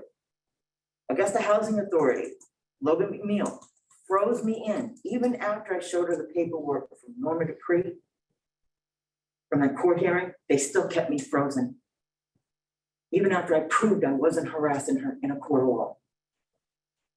And she didn't want me celebrating Hanukkah either. I tried to put, crepe paper on my door. I had her pounding at my door, yelling at me, get that awful stuff off your door. My landlord one time, he tried taking it down, just red crepe paper, Passover. You know, blood on the doorposts and lintels. I put it right back up again. All I had it up there was with a little hospital tape. And it's the end of the world. All right, thank you again for your time. Okay, good. Just hold on, you can sit if you want. I'm gonna see if the commissioners have any questions. There you go, you got the chair. I'm just very tired. Don't get a lot of sleep. Commissioners, questions at this point for Ms. Janelle about recommended findings 4 and 5. Commissioner Whitworth, No questions. Commissioner Ashby, No questions, thank you. Commissioner Dusan, I have no questions. Commissioner O'Brien. All set. Thank you. So, Ms. Janelle, you'll have just over 3 minutes left after we hear from Mr. Dolan. We're gonna hear from Mr. Dolan, actually, I think, yeah, Mr. Dolan, and then we'll hear from Mr. Theobald, who's on Zoom, on Okay. behalf of all the Augusta I'm Housing doing Authority. space from the Yep. podium, Thank you. following doctor's orders. Thank you. My comments on this will be fairly brief. Dennis was aware of her various religious practices, but never once told her she couldn't do any of the things that she thinks she could not do. There was a tent in the backyard that's unrelated to religious practices. There's a tent that was set up where her brother was living, and he did tell her to take that tent down, but that had nothing to do with religious practices at all. The mezuzah above the door, Mr. Simmons did not tell her to take that down. Crepe paper did not tell her to take that down. Told her she could have whoever she wanted for visitors for the various holidays. And a lot of this is not true. I think the report got much of this right when it said that that Dennis Simmons did not take any steps to restrict her religious practices. And the record reflects that that he said she could engage in those practices. And the fact that she did not put up a sukkot, I think I'm pronouncing that right, I apologize for mispronouncing that.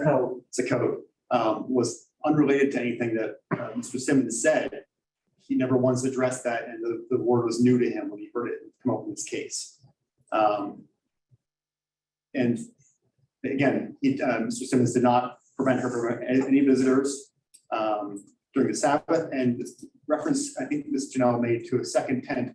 I'm not sure what that is about, and I communicated with Mr. Simmons briefly, and he's unaware of that as well. I will happily answer any questions anyone has. Okay, thank you, Mr. Dolan. I'm just making notes. Any commissioner questions for Mr. Dolan about numbers 4 and 5 for Mr. and Mrs. Simmons? Commissioner Whitworth, No questions. Commissioner Ashby, No questions. Commissioner Dusan, I have no questions. Commissioner O'Brien. No questions. Thank you, Mr. Dolan. Thank you. Nope, Mr. Dolan, you don't get to ask questions. At this point, we're going to hear from Mr. Theobald. Nope. After we hear from all the respondents, then you'll have a chance to come back up. I'm sorry, I'm just trying to keep it Yep, straight. it's Thank you. confusing, I know. That's what I wanted to ask. Yep. Thank you. Okay, Mr. Theobald, you're on Zoom somewhere. There you are. Good morning, commissioners, commission staff. I'm Attorney Jason Theobald. I'm here today on behalf of respondents, Augusta Housing Authority, and the individual employees named in this action, specifically Amanda Olson, Logan McNeil, Danielle Thibodeau, and Tatiana Nirza. The investigator in this case correctly found that there's no reasonable grounds to believe that Augusta Housing Authority and its employees engaged in retaliation or any kind of discrimination against Ms. Janelle. And I'd kind of like to use my time this morning just to kind of focus on 3 major points with respect to the record. First, Ms. Janelle's complaints about marijuana smoke in her unit do constitute a landlord-tenant dispute, which Augusta Housing Authority has no authority or power to resolve. Secondly, Augusta Housing Authority did not engage in any kind of discrimination when Ms. Janelle when they informed Ms. Janelle that her housing voucher was in jeopardy as a result of the potential FED action and also her continuing and ongoing abusive and harassing behavior towards both tenants in the unit and also at prior units and towards Augusta Housing Authority staff. And thirdly, Augusta Housing Authority did not discriminate against Ms. Janelle based on her purported PTSD or any other mental health condition. And in fact, Augusta Housing Authority has provided reasonable accommodations for Ms. Janelle's mental health conditions. Now, before I get to those 3 points, I just really quickly feel it's necessary to briefly address a major component of Ms. Janelle's recorded submission of disagreement that she submitted after the report. In her recording, she makes numerous inflammatory accusations against Augusta Housing Authority and particularly its employees, particularly Ms. McNeil, that Augusta Housing Authority is engaging in some kind of conspiracy, that they are lying and they are altering documents. There is not a single shred of evidence in the record to support these completely baseless accusations. Ms. Janelle's assertions are purely fantasy and they're wholly without merit and should be dismissed outright by the commission. Now, the investigator correctly found that with respect to the 4 individual employees named in the complaint, that none of those employees engaged with Ms. Janelle in their individual capacity and only interacted with her within the scope of their employment. Now, turning to the first issue I want to talk about, Ms. Janelle's complaints about the marijuana smoke constitute a dispute between her and Mr. Simmons as the landlord. Augusta Housing Authority's only role is to administer Ms. Janelle's federal Section 8 housing choice voucher. Augusta Housing Authority administers the voucher and pays the subsidized portion of Ms. Janelle's rent. Augusta Housing Authority is not a party to the lease agreement. Augusta Housing Authority does not exercise any control over the premises. It does not exercise control over Mr. Simmons as the landlord. And Augusta Housing Authority has no ability to control the behavior of other tenants in the building. Its sole role is to administer and pay the voucher. Now, when recipients bring to Augusta Housing Authority's attention landlord-tenant disputes like this, it's Augusta Housing Authority's policy to try to facilitate communication in order to resolve whatever the landlord-tenant issue may be. And that's exactly what happened here. Ms. Janelle reported to Augusta Housing Authority for the first time in October 2019 that she had smelled marijuana smoke in her unit and that it was bothering her.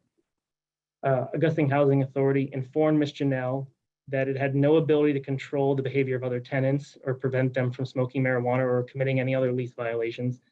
And Augusta Housing Authority reached out to Mr. Simmons and informed him of Ms. Janelle's complaints about the marijuana smoke. Contrary to Ms. Janelle's assertion, Augusta Housing Authority did not engage in discrimination by allowing the marijuana smoke to continue.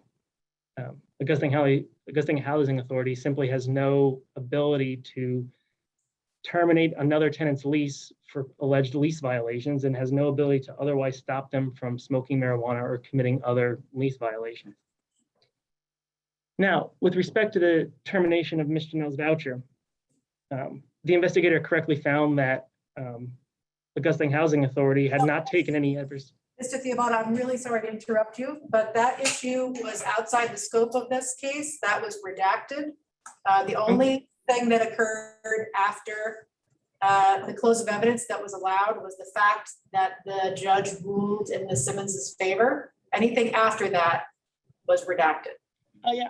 With all due respect, I don't know as I was referring to anything that's been redacted. If it sounded like it, I apologize. That's not where I don't believe I was getting into any kind of that territory. Okay, sorry about that. Go ahead. Yeah. So the investigator's report, I believe, correctly found that Augusta Housing Authority had not taken any adverse action within the scope of the investigation. Augusta Housing Authority had continued to pay Ms. Janelle's voucher throughout the pending of the FED action, and as of the close of evidence, was continuing to pay Ms. Janelle's housing voucher. Augusta Housing Authority did inform Ms. Janelle that her housing voucher was potentially in jeopardy as a result of the FED action. But it continued to pay that throughout the process. And Augusta Housing made clear that if that action was ultimately held up, which I mean is a part of the record that it was, that they would have, if it was held up, excuse me, based on the grounds that she was harassing other tenants, they would have no choice but to terminate her voucher. HUD regulations make clear that a public housing authority must terminate a voucher assistance for recipients that are evicted for, quote, serious lease violations.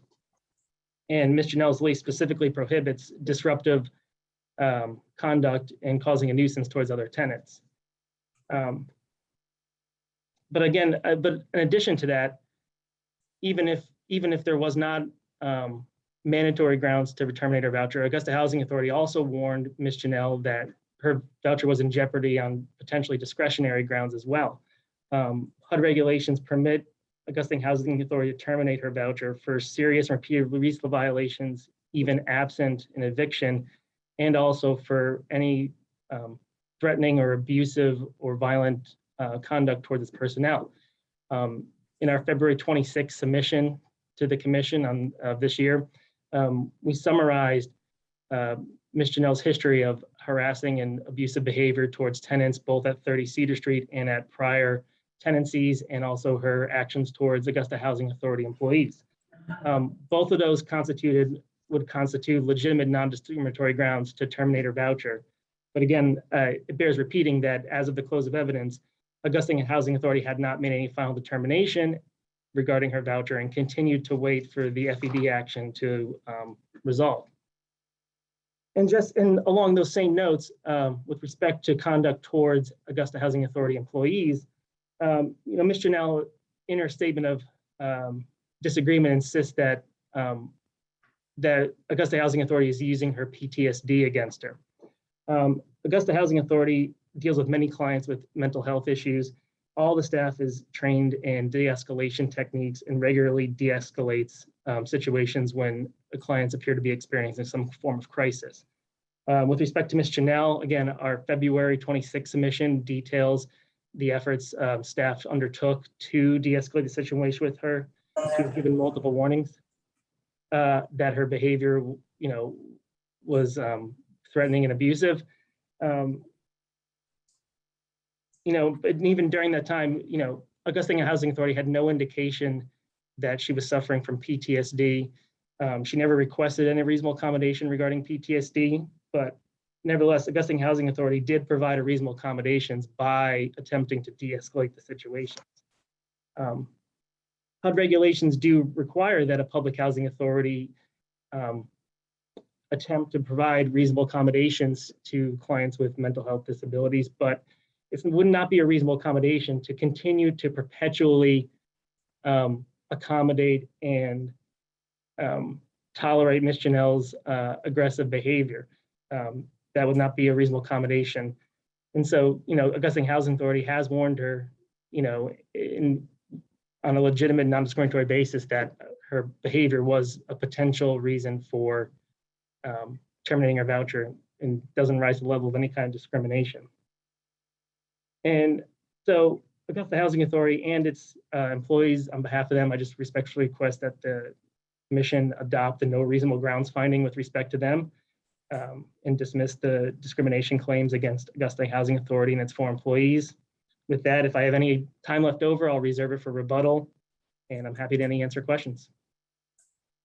Okay, thank you, Mr. Theobald. Commissioners, any questions for Mr. Theobald? That would be about recommended decision number 5. Commissioner Whitworth, Questions? Commissioner Ashby, No, thank you. Commissioner Duson, No questions. Commissioner O'Brien. Sorry, I do have a quick one. Thanks. I think you touched on it, but I have a question about HUD regulations about marijuana. I want to get clear that the voucher, the tenant who receives the voucher is not allowed to smoke marijuana. Is that, but the landlord who ultimately receives the money, that it doesn't affect it? It doesn't affect them? So there's 2 parts to your question. In my addressing I'm just trying to make sure I address them each specifically. So with respect to other tenants in the building, the receipt of public assistance and whether or not there's any kind of termination case against our tenant is confidential under federal statute. So can't confirm or deny whether or not another tenant in the building is receiving public assistance from Augusta Housing Authority, or whether or not it's being terminated because of any kind of violation of HUD regulations. But generally speaking, yes. The family obligations contract that's a part of receiving voucher assistance does state that the recipient may not engage in any kind of abuse of illicit substances, may not engage in any kind of drug-related or criminal activity. That being said, to the extent that Ms. Janelle claims that another recipient is smoking marijuana in the building, I don't believe that it would be appropriate or just due process for the commission, for the Augusta Housing Authority to terminate her voucher based on Ms. Janelle's accusations. How that relates with the landlord is, again, Augusta Housing Authority did bring this to the landlord's attention. The landlord enters into what's called the housing assistance payment contract, which we've supplied Ms. Janelle's copy as part of the exhibits in this case. I believe it's Exhibit A. And that is a contract between the landlord and the Augusta Housing Authority regarding the processing of payments. That contract states that a landlord themselves cannot engage in drug-related activity, and drug-related activity engaged by the landlord is grounds for terminating the contract and stopping assistance payments. But beyond that, whether the contract prohibits marijuana smoke or any other smoking is a landlord-tenant issue between them. So, again, Ms. Janelle, the fact that she claims that, the landlord is allowing marijuana smoke in the building, that's an issue between them. To the extent that it might involve another recipient is confidential.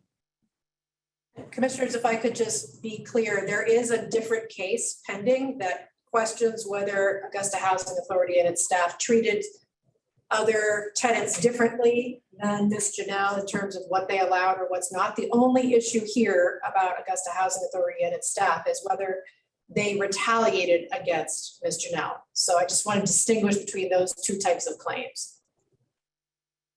I'm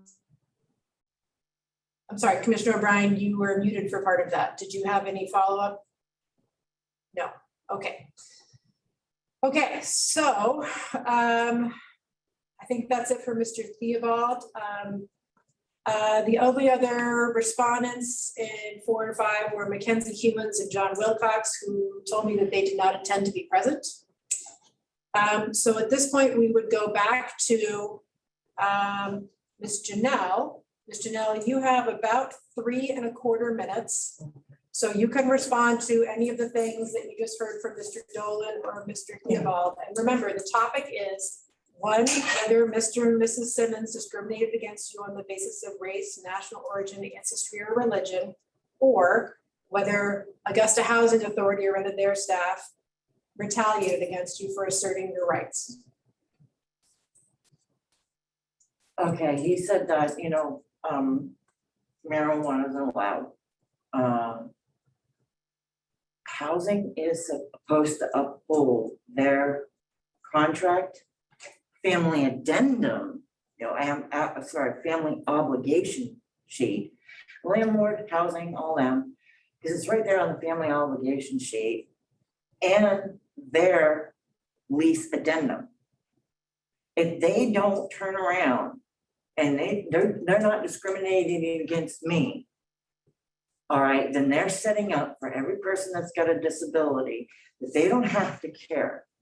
And how many people have already been through this that don't even know their rights, that are disabled?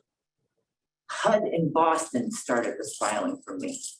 I got help from them to start this filing because they didn't think it was right what Augusta was doing, because I was calling them over and over again, asking them if they can enforce the lease. You already have testimony, transcript of someone admitting they're on housing. one of the other tenants, and the only one that covers Augusta is Augusta Housing Authority. So it's weird. They're supposed to uphold them and help with tenants and landlords, to make tenants abide by all of it, to make landlords abide by all of it. Not just say, okay, here it is, you're on your own, we don't care. There's no point to even this stuff then. There's no point to a lease addendum by HUD, no point to a family obligations by HUD, and no point to the contract with the landlord. All three of them that HUD puts in on every single person that has a contract like I did.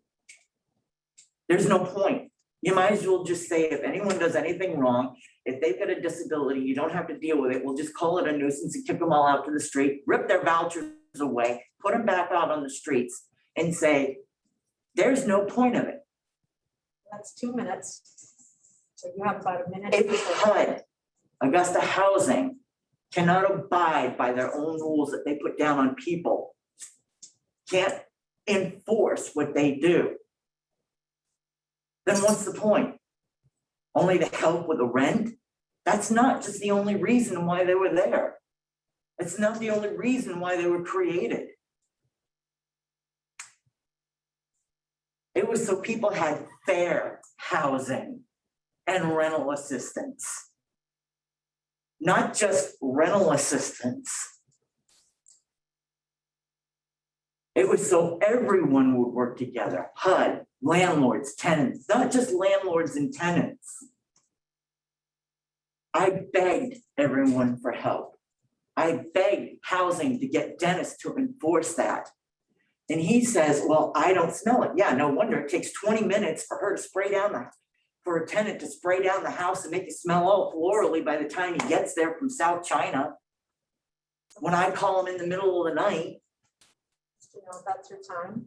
Okay. I also want to remind. And housing never wanted to come over. I also want to remind folks, the issue of whether Augusta Housing Authority treated their various tenants differently and applying their rules is not the issue in this case. In this case, it's only a question of Augusta Housing Authority retaliating. So Yeah. I'm reminding commissioners that that is number 5, the issue of That's retaliation. how they And retaliate. actually, your time is finished. So I'm going to ask commissioners if they I have wish any. you would have given me a 30-second warning, not a 3.5, you know. A little more warning, I was getting close so I could get it out. I'm going to ask commissioners if they have any follow-up questions for Ms. Janelle on numbers 4 and 5. Commissioner Whitworth, No questions, thank you. Commissioner Ashby, No, thank you. Commissioner Dusan, No, thank you. Commissioner O'Brien. Have to respond with oral as well. It Commissioner, wasn't it wasn't working. No, thank you. okay, thank you. Okay, Ms. Janelle, then I'm going to have you sit down. And at this point, we're going to give Mr. Dolan has some time left, and then Mr. Theobald has some time left. Mr. Dolan, you don't have to use your time, but you can. Yeah, I'll only answer questions if people have them, otherwise I have something for that. Okay, Mr. Dolan doesn't have anything to add on behalf of the Simmonses. Commissioners, do you have any follow-up questions for Mr. Dolan? Commissioner Whitworth, No questions. Commissioner Ashby, No, thank you. Commissioner Dusan, I have no questions. Commissioner O'Brien. Oh, thank you. Okay, thank you, Mr. Dolan. Thank you. Mr. Theobald, do you have about a minute if you would like to add anything? Nope, we can't hear you. Of course. So I just want to briefly address Ms. Chanel's comments that Augusta Housing Authority had locked her into her unit when she was trying to leave and move to another unit. I just want to draw the commission's attention to Exhibit X that we submitted in October of 2020. That's a letter addressed to Ms. Janelle addressing kind of what she's referring to, which basically she did ask for what she called a leave packet in order to go take her voucher and try to find new housing. But at that point, there was an eviction action pending asserting serious lease violations, which potentially could have impacted whether or not her lease must be terminated under HUD regulations. So Augusta Housing Authority just informed her that they would continue to pay her subsidized portion of her rent at 30 Cedar Street while that action was pending. And they would not issue a move packet until that was resolved, since it potentially could have resulted in the termination of her voucher. So I mean, I think that was prudent under Augusta Housing Authority's rules, just to make sure, just to have the court case resolved before making any final determinations. So that's what, that's, Sorry, but that's your. yep, that's all I have. Thank you. Commissioners, any follow-up questions for Mr. Theobald? Commissioner Whitworth?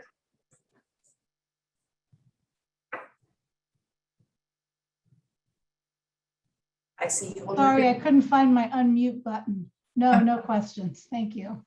Commissioner Ashby? No, thank you. Commissioner Dusan? I have none, thank you. Commissioner O'Brien? Oh, thanks. So that is it for the parties' presentations in this case. And now we will turn to investigator Alice Neal. And she will be addressing, they will be addressing recommended decisions 1, 2, 4, and 5. Number 3 is being heard in September because of a notice issue. So Alice will address 1, 2, 4, and 5.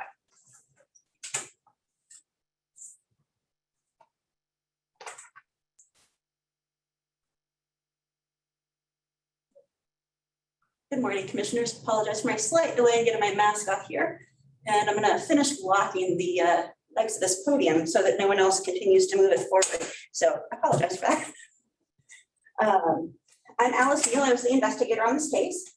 I know that there's a lot of information across all of the different claims and arguments in the case. And I think that the parties have all highlighted what they think is important for their arguments. I do want to point out a couple of things. I haven't heard anything today that would change my recommendations. This was a very difficult case. It took a very long time. And there are some atypical recommendations in this case about disabilities. And I know that that was highlighted as part of the making housing unavailable claim. One of the things I wanted to clarify though, in terms of the allegations of Attorney Dolan about factual errors, is in relation to the terms and conditions claim that Ms. Janelle was treated differently than other tenants, is that Attorney Dolan has said that his client was present at a protection from harassment hearing between Norma Dupree and Ms. Janelle, and that he has alleged that he was only there to see what was happening and find out how that impacted the tenants and what that might mean for him.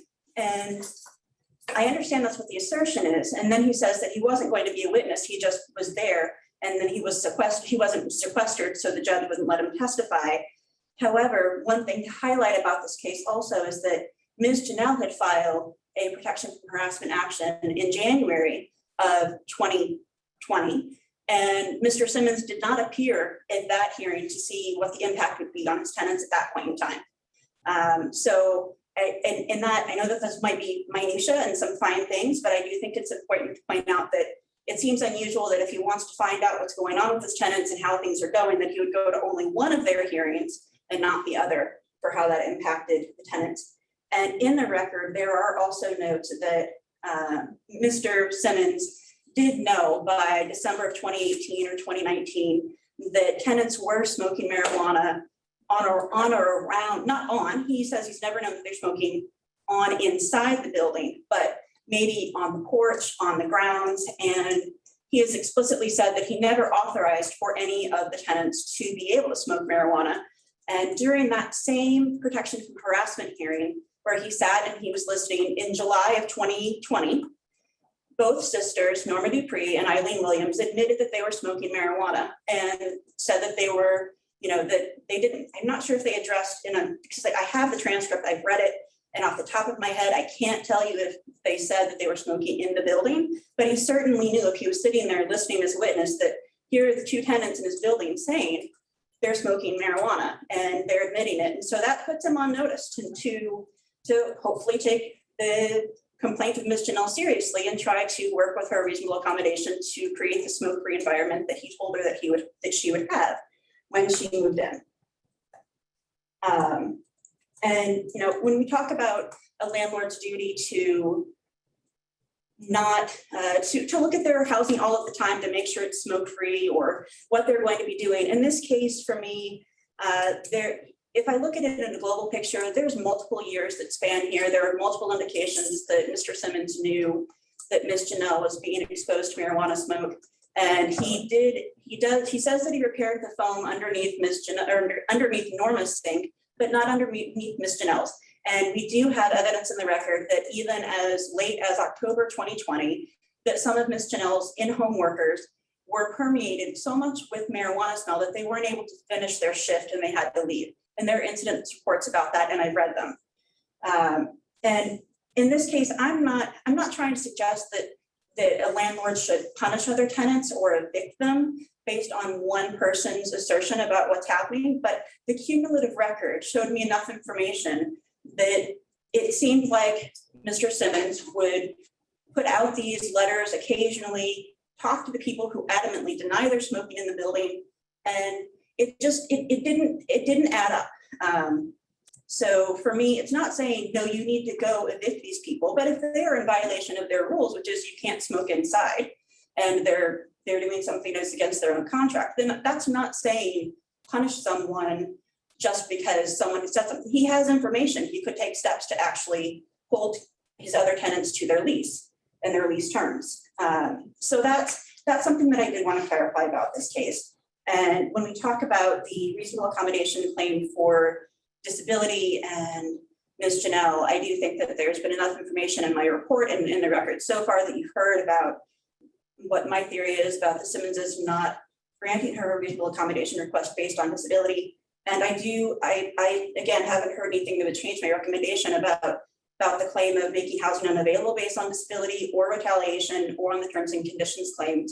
So I am happy to answer any questions that you might have. I know that the report was long, the submissions are long, the oral submission was long, and I know that you've already listened to a lot and read a lot. And I thank you for your time in doing that, but I'm happy to answer any questions you might have for me. Thank you, Alice. Commissioner, questions for the investigator? Commissioner Whitworth? Well, I don't have any questions for Alice. I just want to say thank you for putting things together in such a way that made it less confusing for at least this commissioner to understand. So thank you for that. No questions. Commissioner Ashby, questions for Alice? Yes, although maybe Barbara can help too with the answer. I have a question about, first of all, I agree, good work. This is a lot of work in this case. Thank you, Alice. I have a question about the recommended finding of reasonable grounds of discrimination based on disability, in that it lumps together the three theories: denial of reasonable accommodations, less favorable terms and conditions, and making housing unavailable. And I want to, I guess, ask about the legal significance. What if, as a commissioner, I'm inclined to believe there's been a denial of reasonable accommodation, but that otherwise making housing unavailable, for example, was not a finding? Is there significance to that? These were all put together because they're all basic terms and conditions claims. There are different components to all of them. And certainly if the commissioners want to take them separate for individual pieces, reasonable accommodation, making housing unavailable, general terms and conditions, you have the ability to do that when you vote and you make your motions. Does that make sense, Commissioner Ashby? It does. Did you understand making housing unavailable to mean proceeding with an eviction, or do you understand making housing unavailable to mean that if the accommodation isn't granted, it makes the housing situation constructively unavailable? Do you see my question? I do see your question. I did not look at whether or not the reasonable accommodation denial in itself was the impetus for making housing unavailable. I did see that what my finding was intended, or my recommended finding was intended to say, is that I did believe that they made housing unavailable for other reasons. It's not necessarily just the denial of the accommodation. To me, that didn't do essentially a constructive eviction. Okay, I guess related to that, thank you, by the way, for that. Related to that, I look at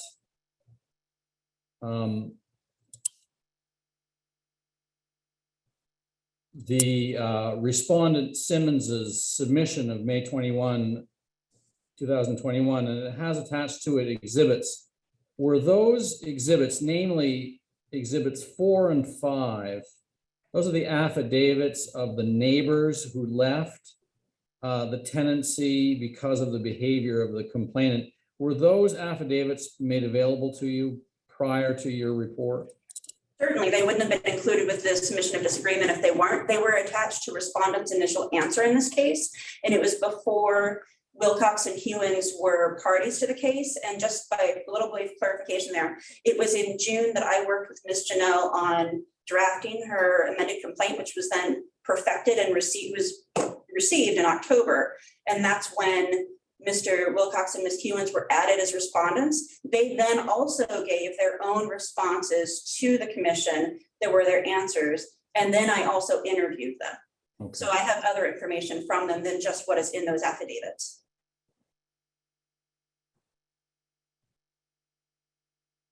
Okay, thank you.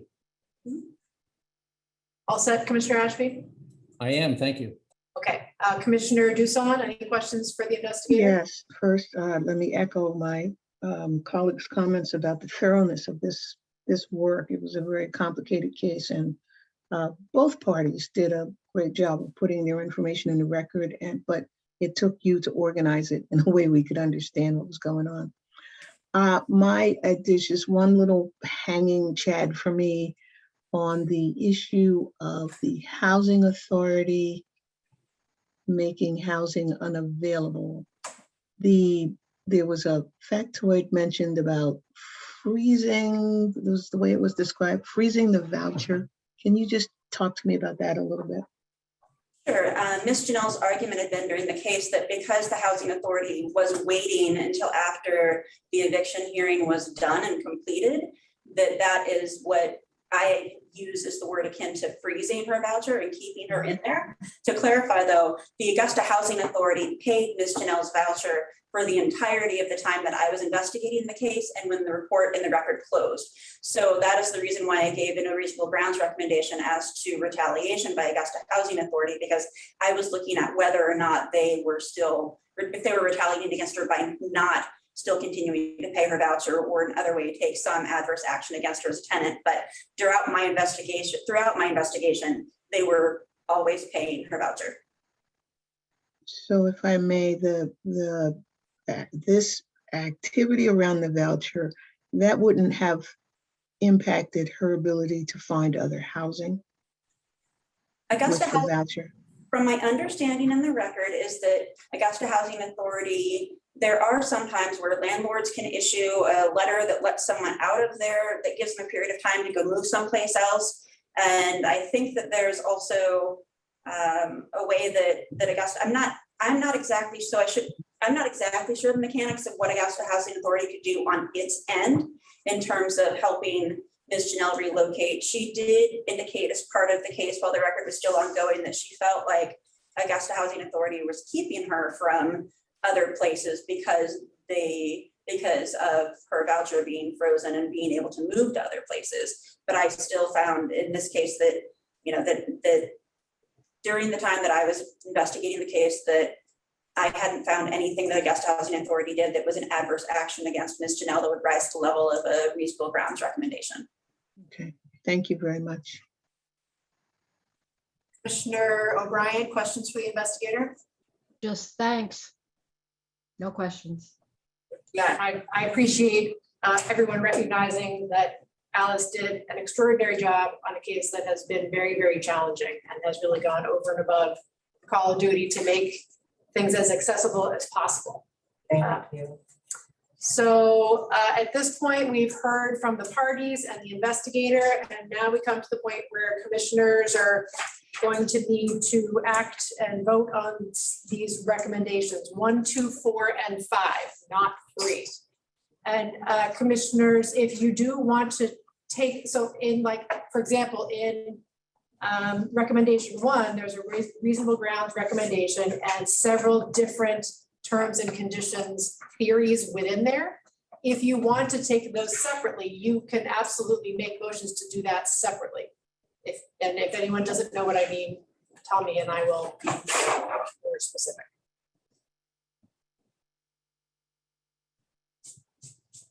I have a question, Yes. if I may. Would it be okay for me to ask Corporation Counsel to just speak a little bit about the estoppel question, the exciting terms of art have left my mind. You mean our commission counsel? Yes, ma'am. Okay. Sure. Do you have any specific questions, Commissioner? Just if you could sum it up in a couple sentences, I just want to get it straight in my head, having heard comments from a couple of parties prior to this decision-making point.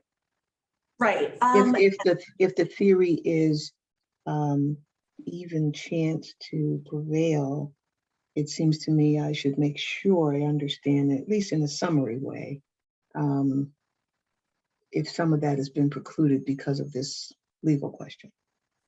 I do not believe it's been precluded is the short answer. If you want more, I'm happy to give you more, but the short answer is, I think we're on our own to start again. Okay, thank you, Barbara. Having worked with you, that is exactly what I needed to hear. I think so. Thanks.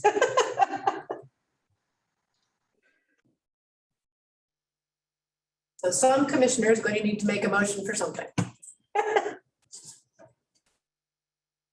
I can start. I think I propose we take them separately. I move that we accept the recommendation of our investigator that there are reasonable grounds to believe that respondents May and Dennis Simmons discriminated against complainant on the basis of disability when they treated her differently in the terms and conditions of her housing via the denial of her request for reasonable accommodations. And that portion of the complaint should be conciliated in accordance with the act. Since I'm already unmuted, I'll second. Okay, so it's been moved and seconded. Is there any discussion on that motion? I'll explain my reasoning very briefly. I do believe that it was a reasonable request for these landlords to address the issue involving the marijuana smoke, which had a direct impact on the health and the disability of the complainant, and that the landlords failed to so accommodate, and it impacted adversely her enjoyment of her housing. And I'm not moved by the brief argument that one of the two owners is not a landlord for which we can find legal responsibility.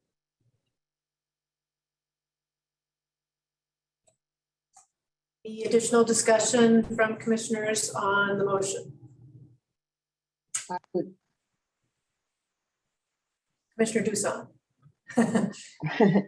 I guess I just want to add for the record that I am convinced by the investigator's assessment of her, as to whether the landlord was aware of marijuana being smoked. If not inside the building, certainly on the premises. I am persuaded by her review and weight of the facts on that issue.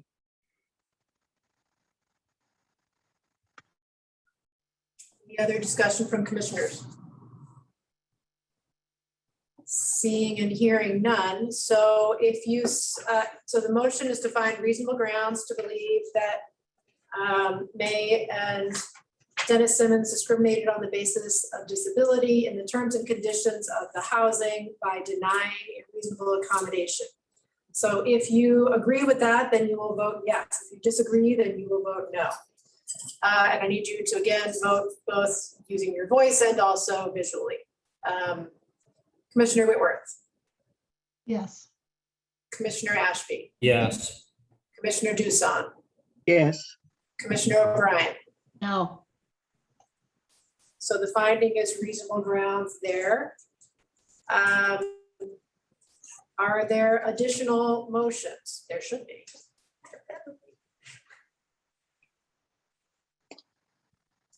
I'm happy to keep trying here. Your day, Mr. Ashby. Well, I don't mean to be pushy, but unless someone wants to jump in, I'll try.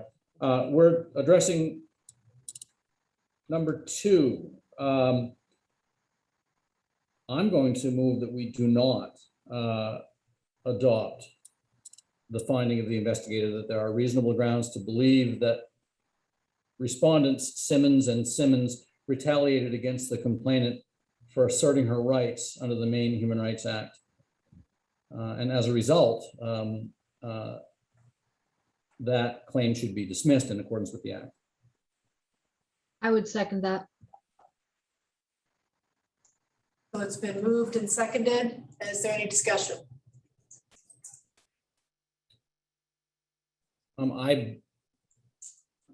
My reasoning is that there is a denial of reasonable accommodation here in that landlords failed to address the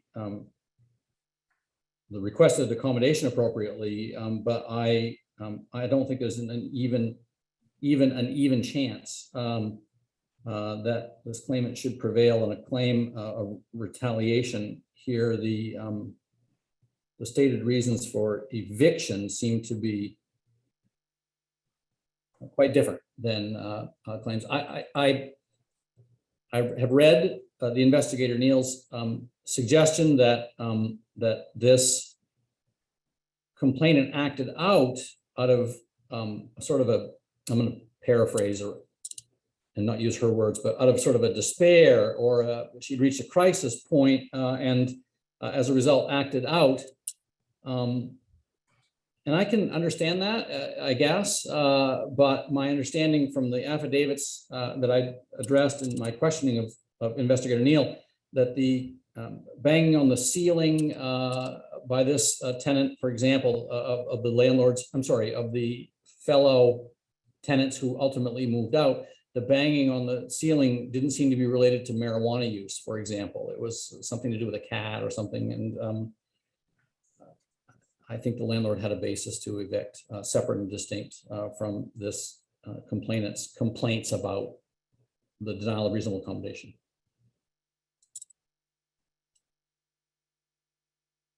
Any other discussion on the motion? So the motion is to find no reasonable grounds that that May or Dennis Simmons retaliated against Robin Janelle for asserting her MHRA rights. If you vote yes, then you are agreeing with the no reasonable grounds finding for retaliation against the Simmonses. Commissioner Whitworth, Yes. Commissioner Ashby, Yes. Commissioner Doosan, No. Commissioner O'Brien. Yes. So finding there is no reasonable grounds.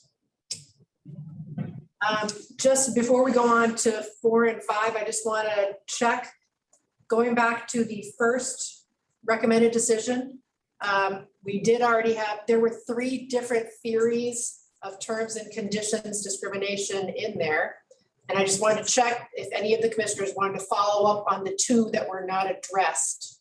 You don't have to, but if anybody does, this would probably be a good time. So I just want to make sure we're not leaving a loophole for any of those. So there was a recommendation about less favorable terms and conditions and making housing unavailable. There is already a finding on disability discrimination, so I don't think you have to, anybody has to have a finding on those, but if anybody does want to specifically address those, this would probably be a good time.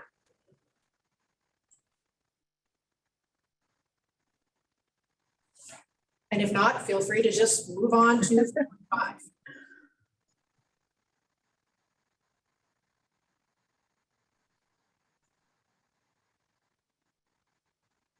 I would. Is it appropriate? Is the time appropriate? Seems too quiet to make an motion. Yep. Okay.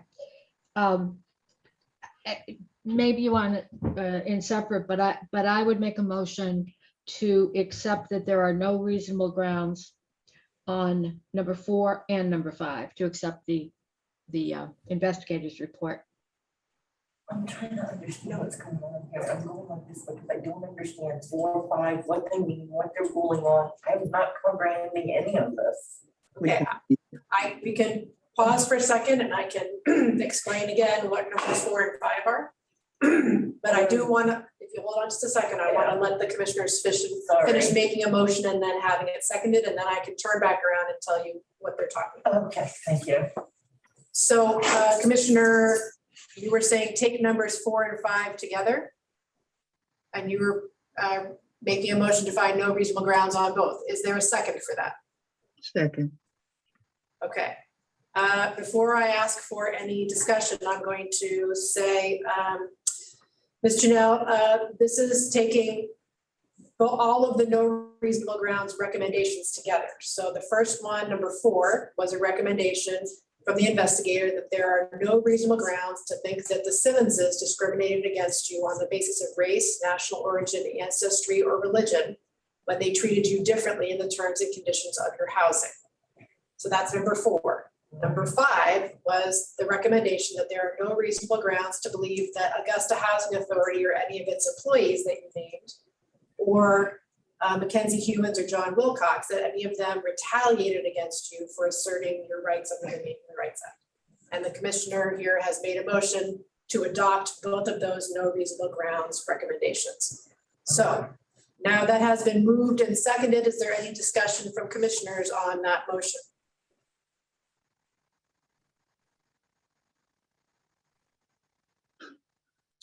Seeing none. So the motion is to find no reasonable grounds against the Simmonses related to race, national origin, ancestry, or religion, and to find no reasonable grounds against the Augusta Housing Authority respondents or Ms. Humans or Mr. Wilcox. If you agree with that motion, you'll say yes. If you disagree, you'll say no. Commissioner Whitworth, Yes. Commissioner Ashby, Yes. Commissioner Doosan, Yes. Commissioner O'Brien. Yes. Okay, so the findings, both of those are no reasonable grounds. So believe it or not, that actually completes our hearing on, nope, it does not. I'm sorry, it does not. But this is, I'm sorry to contradict Amy, but if we could go back to recommendation 1, my concern with ignoring those 2 lingering reasons is that I believe less favorable terms and conditions, I think you're fine ignoring, but making housing unavailable, I think falls under a separate subsection within the unlawful housing discrimination statute, which doesn't matter for purposes of our report, but might matter in terms of any action that we may or may not need to take later. So if we could make a finding at least as to making housing unavailable, that would make my life easier. It seems like it would be simplest to just make a finding on both of the remaining claims, just to be clear. Assuming that it's going to be the same finding. Oh, that's true. That's a good point. That's a good point. I mean, ideally, we'd address them all, but it's the making housing unavailable that I'm concerned about with follow-up actions that may or may not be necessary. I have a question then, Barb, if I may. As you can tell, perhaps from my emotions, I'm not sure I know I'm convinced that the complainant would not prevail on a claim of retaliatory eviction, or as Investigator Neal put it, with respect to the making housing unavailable claim, refusing to permit complainant to continue to rent the apartment. But I would suggest as I indicated in my questioning to Investigator Neal, that a constructive eviction might be present here. And do you understand that theory to be making housing unavailable as intended by the Act? A constructive eviction, yes, I would consider that making housing unavailable. Okay.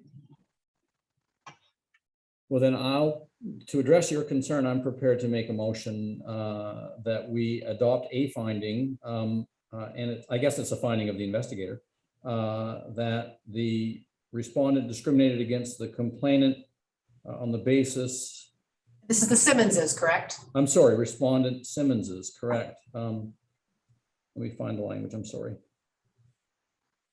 I guess number 1. Alice, this is such a long decision.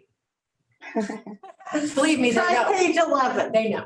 Bear with me. That there are reasonable grounds to believe that respondent Simmons is discriminated against complainant on the basis of disability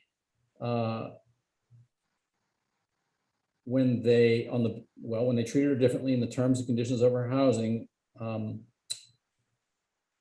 by making housing unavailable, and that portion of the complaint should be conciliated in accordance with the act. Okay, is there a second? I'll second, but I'm a little confused. So I'll second, and may I ask a question, or may I seek clarification? Yes. So I second. And so when I voted on this the first time, my intent was to affirm the proposed finding in its entirety. And I understand the request to affirm a paragraph, a section of the reasonable grounds separately, but does that mean we also need to affirm less favorable terms and conditions separately? In which case, as I go to cases in the future, would these be laid out as 3 differently reasonable grounds? Findings? We can. I don't think that you need to do less favorable terms and conditions separately unless you want to, because that and the denial of reasonable accommodation is in the terms and conditions paragraph. My concern was because the making housing unavailable is in a separate sub-paragraph, that I wanted to be clear, should this case get to litigation, I wanted to be clear what parts of the statute were involved. Okay, I understand. And I agree with Commissioner Ashby in terms of comments on this motion. I agree with Commissioner Ashby, the thinking that the conditions between the parties, this is a many years long dispute. Something happened on my screen and I now see someone's fingers in a blue container. But anyway, someone with a Nike hat on. Does anybody else see a different screen? Oh, okay. Yeah, I see. We all see that. Not in Yep. the Twilight Zone. Okay. All right. So anyway, I believe that the conditions were amounted to constructive eviction. Or amounted to constructively making housing unavailable, to be specific. Is there any other discussion of the pending motion? Okay, so the motion is to find reasonable grounds to believe the Simmonses discriminated against Ms. Janelle on the basis of disability when they treated her differently in the terms and conditions of her housing by making housing unavailable, and to conciliate that claim. So if you agree with that, you are voting yes on this motion. Commissioner Whitworth, your box moved, that's confusing. Yes. Commissioner Ashby, Yes. Commissioner Doosan, Yes. Commissioner O'Brien. No, Okay, so that finding is reasonable grounds. Now we can be done. Okay, and Barbara says we do not need a separate motion on the other piece that we didn't touch, that we didn't address in number 1. So unless anybody wants to do so, I think we are done with hearing on this case. Commissioners, anybody have a burning desire to make a motion on that one other piece from recommended decision number 1? I see nothing. That leads me to believe you do not. Okay, in that case, we are finished with hearing on this case. And what that means for folks involved is that the commission will send all the parties and lawyers involved a letter letting anyone who has been the subject of a reasonable grounds finding know that there was a reasonable grounds finding and what the next steps in our process will be. If you are a respondent or counsel for a respondent that was there's subject of a no reasonable grounds finding, we will get a letter that says that. And it will tell Ms. Janelle what her options are going forward on that claim. So what you will get from us next is a letter. You should get it by US mail and email. And at this point, yes, Ms. Janelle? Could someone call me on that because I don't Yes. have anything right now to even read me a flash drive. Yes, we will call you and go over the letter with you. And I thank everybody for their patience here. This has been a challenging case to investigate and present and get to hearing. And at this point, I'm gonna say maybe a 5-minute break might be warranted before we have someone in person on the next case. And after that, other than that one person, everybody else will be on Zoom and phone. So I rarely ask for the break, but this time I'm gonna ask for a 5-minute break. Thank you for your time, everyone. Appreciate it.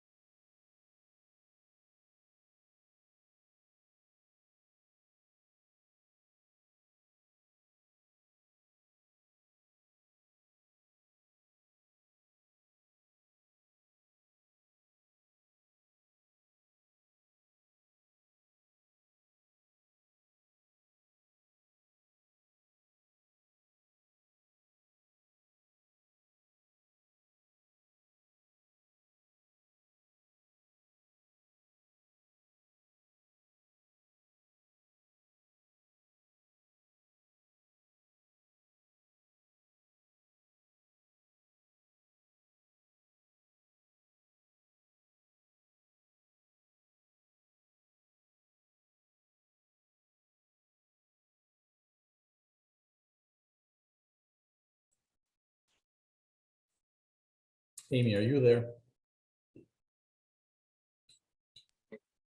She stepped out. Okay.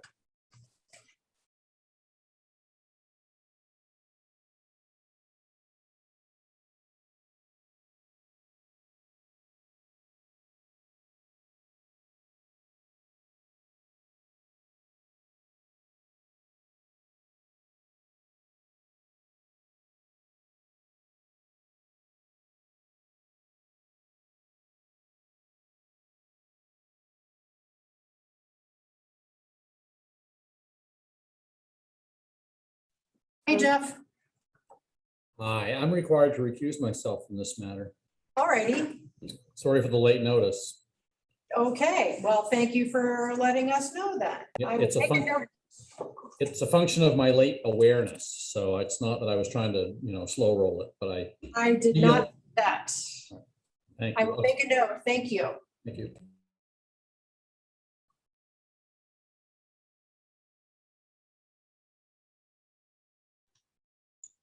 Okay, shall we get on with our second case? Richard Gabori v. State of Maine Department of Transportation. This is a no reasonable grounds recommendation. So we'll hear first from the claimant. Is there anybody here for Mr. Gabori? He is here. So before we begin, I don't have to recuse myself from this matter. I apologize. I Oh, thought we were taking up E190370. aha, psych. I You didn't keep track of my 9,000 emails about the order of case? tried so hard. I was trying to parse it all out, but in any event, sorry, I'm back. Okay, so, sorry about that. Yes, Mr. Gabor, you have 10 minutes. You can take your mask off. Okay, great. Okay, and just so you know, Kelly Morrow is on the screen there. She's the attorney for the respondent. Great. Okay, Good morning. My name is Richard Gabriel. oh, sorry. I'm here for my submission about the investigator's report. Dear Commission, I am submitting my written statement about the investigator's report in which I disagree or is missing facts. Number 3, development of facts. Number 1, because the claims relate to workman's comps claims filed against respondent, it is not covered by the Maine Human Rights Commission Association. Well, this is convenient. How convenient is this? The retaliation evidence is based on a report from workers' comp, Dr. Susan B. Upton, MD, MPH. See item 3 in my evidence of 23 documents provided by me. In the report, she states that I was mental and the DOT personnel used this as a weapon against me, not allowing me to advance out of that position to a higher paying job. See DOT evidence provided for test.pdf. Request number 13, 6/27/2019, neurological illness. I started working in the DOT office in 2007 after working in the field as a surveyor and realizing that the diesel fumes were making me sick. In 2008, I went on workman's comp from the fumes, from the plans that made me sick. That's when Dr. Upton's made her report that allowed them to make me suffer for a decade. Even though I have reports from other doctors stating different. One from Dr. David C. Christiani. Actually, Mr. Gabriel, I'm sorry, can you not use the names of any third parties witnesses? So we gave them, we might have said doctor or something like that in the report. Okay. Thank you. A professor of medicine at Massachusetts General Hospital, director of occupational medicine section, Maine, MGH. See his item number 1, others 12, 13, and 14. It was not till I received an MRI of my lungs that showed my multiple pulmonary black nodules that I was able to prove my chemical sensitivity to ink. Also, I have been wearing a respirator in the office since 2008, not since 2018, stated in that paragraph. Number two, in 1998, I started working for the property office as a surveyor till 2007. I went in the office near Capitol Park.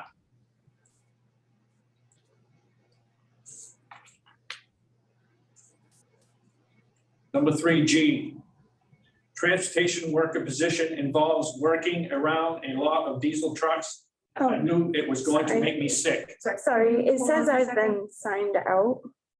I just Sorry to interrupt you, but. want to make sure they can Yeah. hear you. Can everyone hear him still? Can folks on Zoom hear us? Okay, thank you. We just got an error message. Okay, sorry all about set. that. Go ahead. Okay.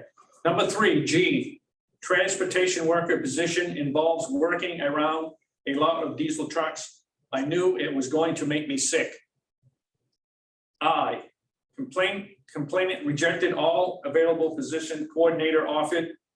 The second position offered was in the DHHS building that was proven to have mold in the building.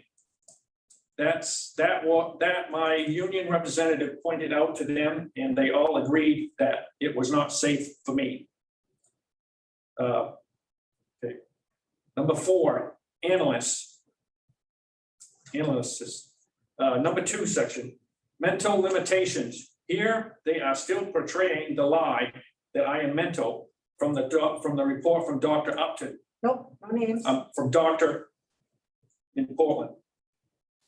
This is very disturbing to me and should be also to you.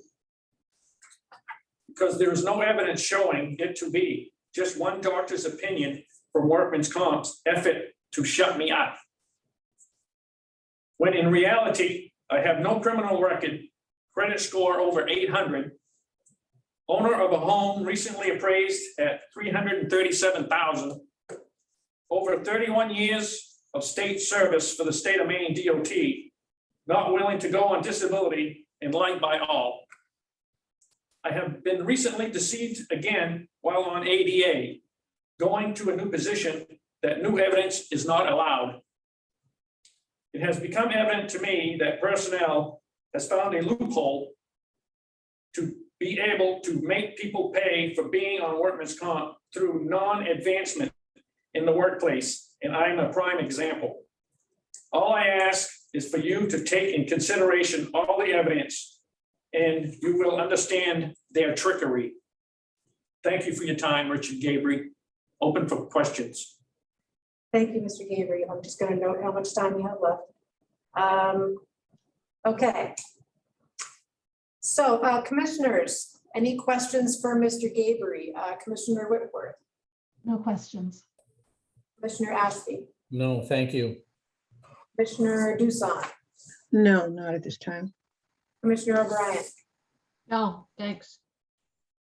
Okay, so, Mr. Gabriel, you'll have about 4.25 minutes left after we hear from the lawyer for DOT, okay? Okay. You can stand up, you can sit down, whichever you prefer. Ms. Morrell. Thank you, Amy. Good morning, commissioners. My name is Kelly Morrell and I represent the Department of Transportation. Mr. Gabriel has worked for the Department of Transportation since approximately 1990. For the period covered by this charge, he worked as an assistant technician in the department's property office in Augusta, which is in the main office. His duties include printing and folding 24 by 36 maps and printing Mylars for hanging in archives. The department first learned about Mr. Gabriel's medical condition back in 2008. It became aware that he had a condition that made him sensitive to irritants, odors, and other triggers. That was the only information that the department had about the condition. The doctor had indicated at that point that Mr. Gabriel needed to be at least 25 feet away from copy machines and needed to avoid printer and copier rooms. So at that point, the department ensured that his workspace was at least 25 feet away from the copy room. And at that point, he also began wearing an air filtering mask to reduce any incidental exposure to irritants in the workplace. So he continued to do his job from that point. And then in 2018, he came forward to Human Resources and requested a reasonable accommodation. He said he needed fresh air and he needed to be moved to a building with better air quality.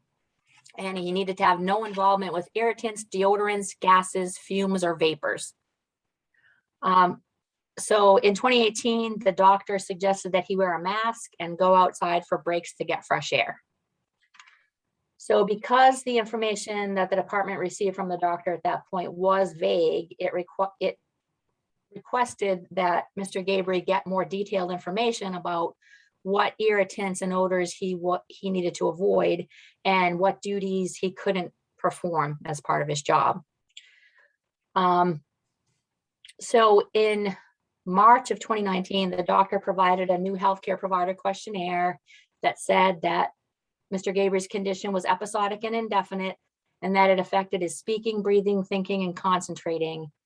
But the doctor also said that he could perform all of his job functions, and that performing his job functions would not be a direct threat to the health and safety of him or anybody else. The doctor suggested at that point also that he have no exposure to photocopy emissions and that he be located in a well-ventilated workspace with fresh air. The building, the main office of DOT, obviously, is the windows don't open for the most part. It's inside the building. So the department suggested several accommodations that would prevent him from going into the copy room, being near the copier, suggested that somebody else pick up things for him in the copy room so that he wouldn't have to go in there. His workspace was still located away from the copy area. At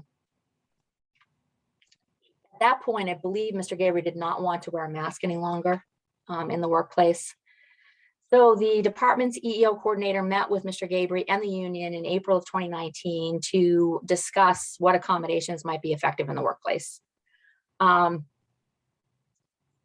Department's EEO coordinator also contacted the Job Accommodation Network to try to come up with some, any suggestions that might be appropriate for Mr. Gabriel as accommodations in the workplace.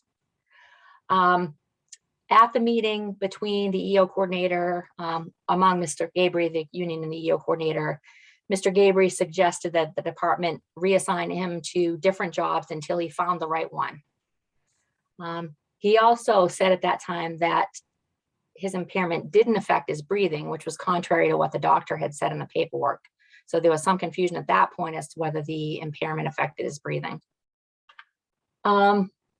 So following that meeting, the department contacted the building manager to ask about ventilation in the copier rooms, was told that the rooms pull in fresh air and that there are several filters in the room that are replaced annually. The building manager also said that there had been virtually no complaints about the air quality in that building.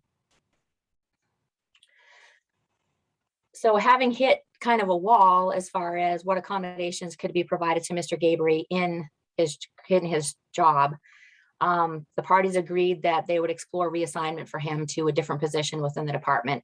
So a search was done. Several options were offered to him, and he rejected all of them. At that point, because there were no suitable positions within the department referred him to the state EEO officer to do a statewide search for suitable vacant positions. So at that point, she was trying to find a job that he requested a scent-free environment, which was virtually impossible to find. So she did her best to do a search to try to find at least a lightly scented environment. One job was found within DHHS.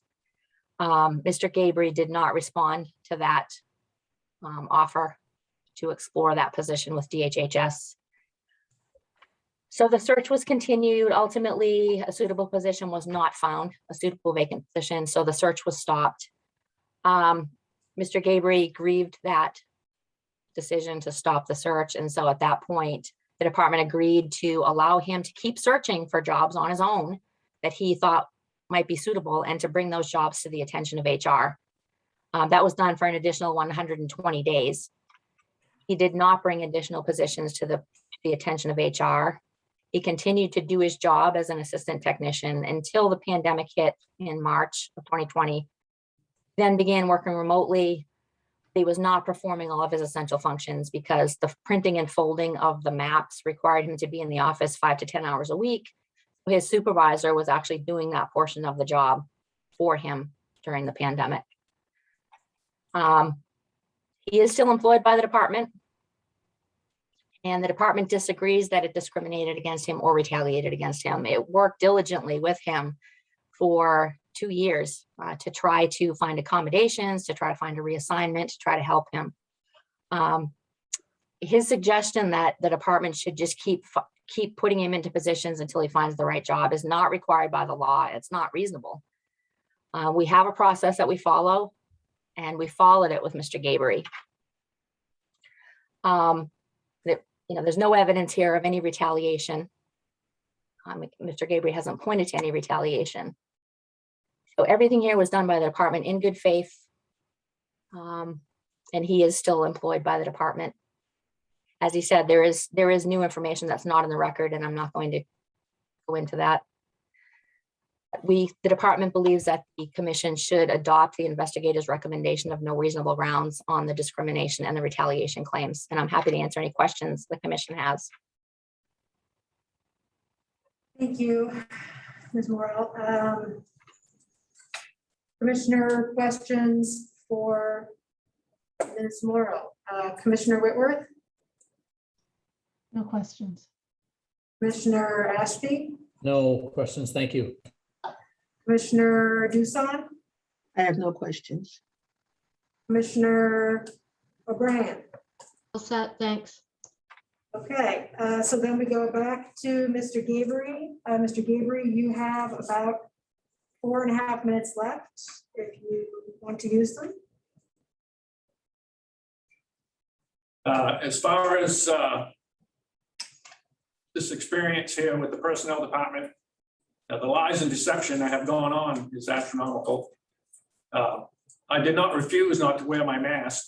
I had been wearing it all along. And my workstation has thousands and thousands of DOT maps all around me. So having somebody go get to the printer and bring the maps to me, I'm still being exposed constantly, day to day. People work 5 feet away from me with brand new maps. So it's in the air everywhere. The only way I could get any kind of relief would be to get out of that position, which they did not help me at all. All they did is say that they want more information from my doctor, when in reality, they were just trying to stall the situation. When I breathe in the chemicals, it doesn't restrict my breathing. I don't have a problem breathing. It's when I breathe it in, the chemicals go into my bloodstream throughout my body. I have a feeling that is unexplainable, and it stores the nanites that are in the ink, store in my fat. So every day I'm trying to walk and get fresh air around the building 3 times a day. And that was the only way that I could have any relief from it. Every 5.5 months, I had to take 2 weeks off from work so I could get fresh air and try to burn these chemicals out of my fat and try to get some kind of reality to life where I could have some satisfaction. So I tell you right now, hopefully you never have to go through this. It's not pleasant. Thank you. Any other questions from commissioners, Mr. Gabory? Commissioner Whitworth? No questions. Commissioner Ashby? No questions. Thank you. Commissioner Doosan? No questions. Commissioner O'Brien? No, thanks. Okay, Ms. Morrell, you have about 2.5 minutes left. I don't have anything. Thank you. Okay. Okay, so then we've heard from the parties, and then we would hear from the investigator. Kit. Good morning, investigators. My name is Kit Thompson-Crossman. I was the investigator assigned to this case. I don't have anything to add to the parties' presentations, but I'm happy to answer any questions that you might have. Commissioner, questions for the investigator? Commissioner Whitworth, No questions. Commissioner Ashby, No questions, thank you. Commissioner Dusan, I have no questions. Commissioner O'Brien. No, thanks. Okay, thank you, Kit. So at this time, we would need a motion or motions.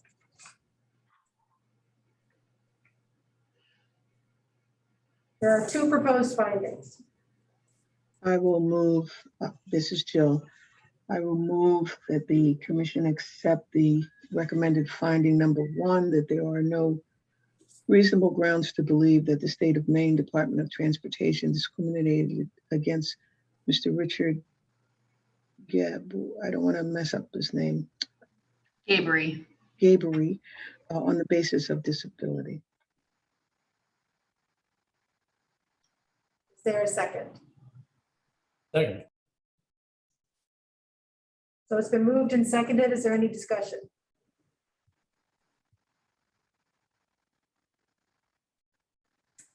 Seeing none. The motion is to find, it's number 1, no reasonable grounds to believe that State of Maine Department of Transportation discriminated against Mr. Gabory on the basis of disability. If you agree, you will vote yes. Commissioner Whitworth, Yes. Commissioner Ashby, Yes. Commissioner Dusan, Yes. Commissioner O'Brien. Yes. Okay, so that finding is no reasonable grounds. Is there a second motion?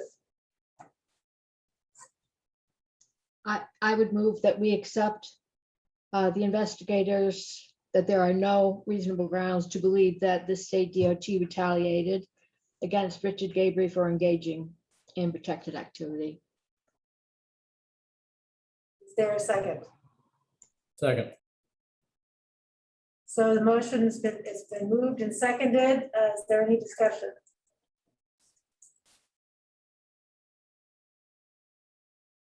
Seeing none, the motion is to find no reasonable grounds to believe that the state of Maine DOT retaliated against Mr. Gabory for engaging in MHRA protected activity. If you agree, you will be voting yes. Commissioner Whitworth, Yes. Commissioner Ashby, Yes. can you indicate it with your hand? I'm sorry. Yes. Thank you. Commissioner Dusan, Yes. Yes. Commissioner O'Brien. Yes. So that finding is also no reasonable grounds. And that completes the hearing on this case. We will send parties and lawyers a letter confirming the commission's findings in this case and explaining the complainant's options if they want to move forward. Thank you for being here. Thank you. So then the last case on the hearing agenda is McEwen. Oh, sorry, I took the roll, Deb.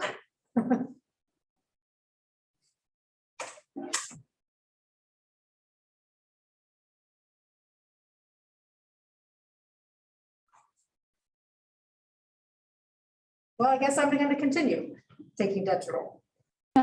Sorry, I was muted. Sorry. So our next case, E19-0370, Jessica McEwen v. Long Creek Youth Development Center is no reasonable grounds recommendation. Is there anybody here for the claimant? Now, my recollection was that Ms. McEwen said she was going to call in.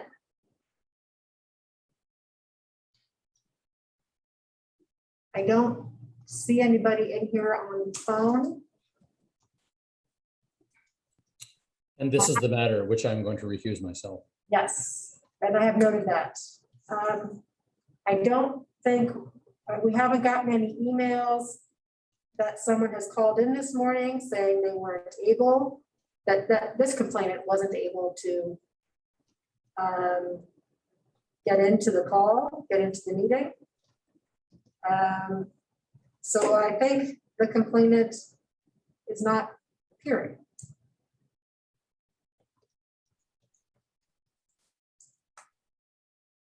I don't have anyone in here by Dawn. So typically, when the person that does not agree with the recommended finding is not present, the commission votes to adopt the recommended decision.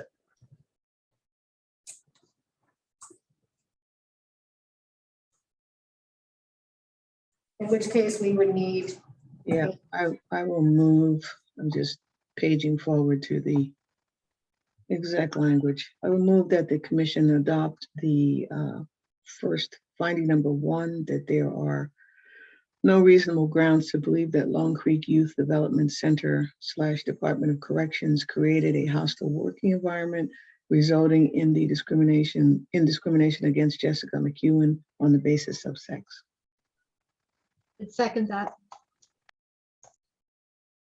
so it's been moved and seconded, recommended finding number 1. Is there any discussion?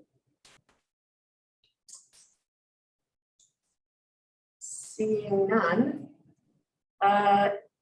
So the motion is to find no reasonable grounds to believe that Long Creek Department of Corrections create a hostile work environment based on sex. If you agree, you are voting yes to this motion. Commissioner Whitworth, Yes.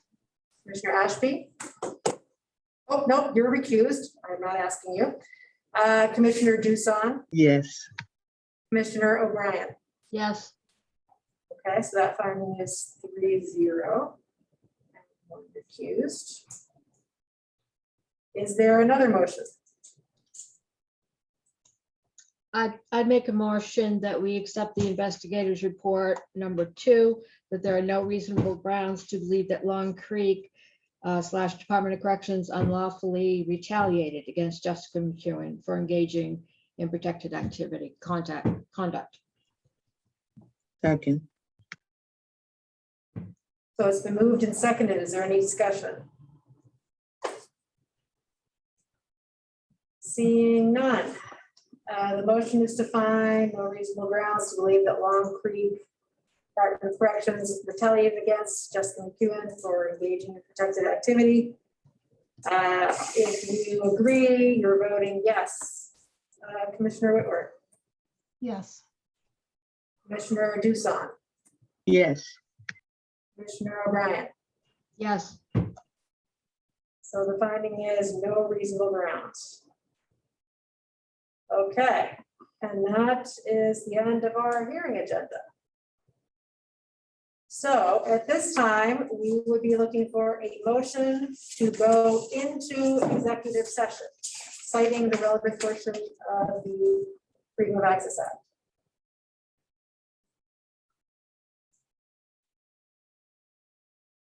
Drop them on the floor. Yep.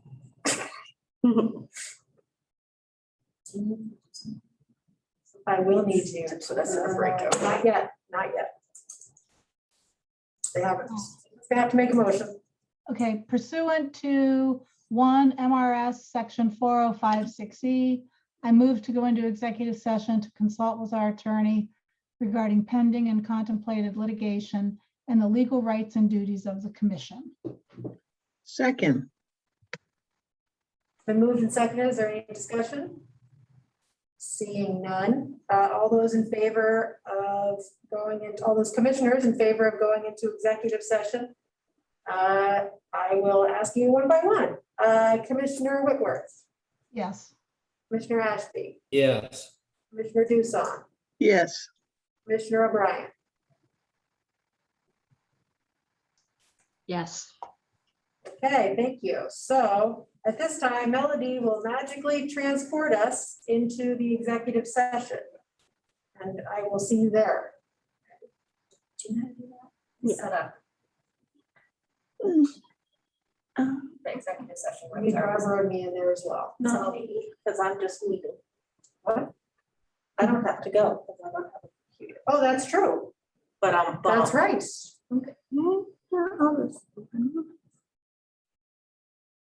If I remember. Everybody should add days out. No, we should add Jill. Oh, yeah, Julie and And Jill. Julie. Everybody was pre-assigned. I just don't know how to, I didn't. I know, I've always done it. And Mark O'Brien. Yes, Mark O'Brien. And we're not in there. Right. Where are we? They all just stay there. I mean, it won't, it says Melody Piper's in there. It's okay. How do we get in there? That's what I'm saying. Wait, Amy, you're not logged in, so you're here with us. Yeah, my computer's dead because I can't plug it in. See, if she's part of it, then you're part of it. Is she part of it? Are you We're not in there. Chelsea, are you No, what in? happened to? Join. Can you just hit join? Yeah, let's. Then you'll both be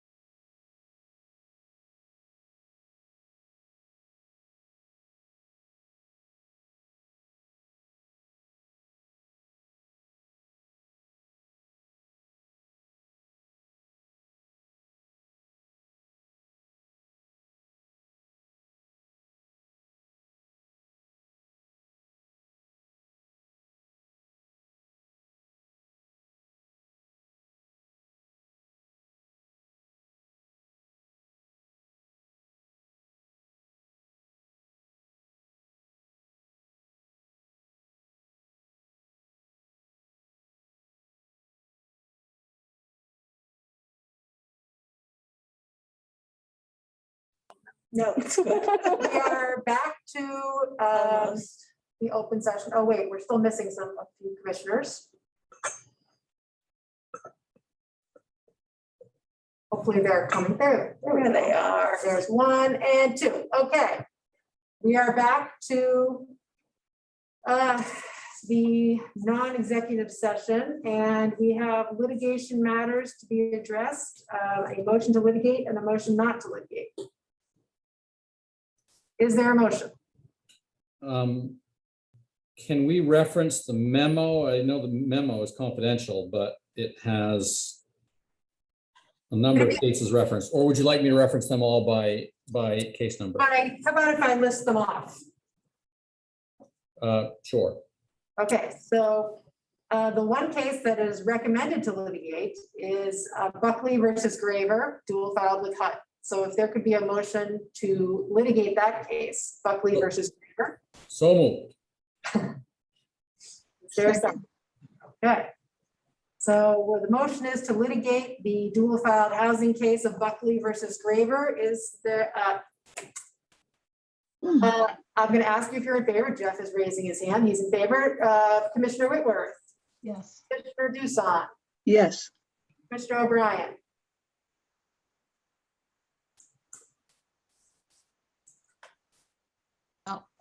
Yes. Okay, thank you. So in recommendation not to litigate, there is, I have the first names, McCormick, Stave, S-T-A-E-V, Wood, Icasi, Sear, and Mann, and we will put in the full case names in the minutes. So is there a motion not to litigate those 6 cases?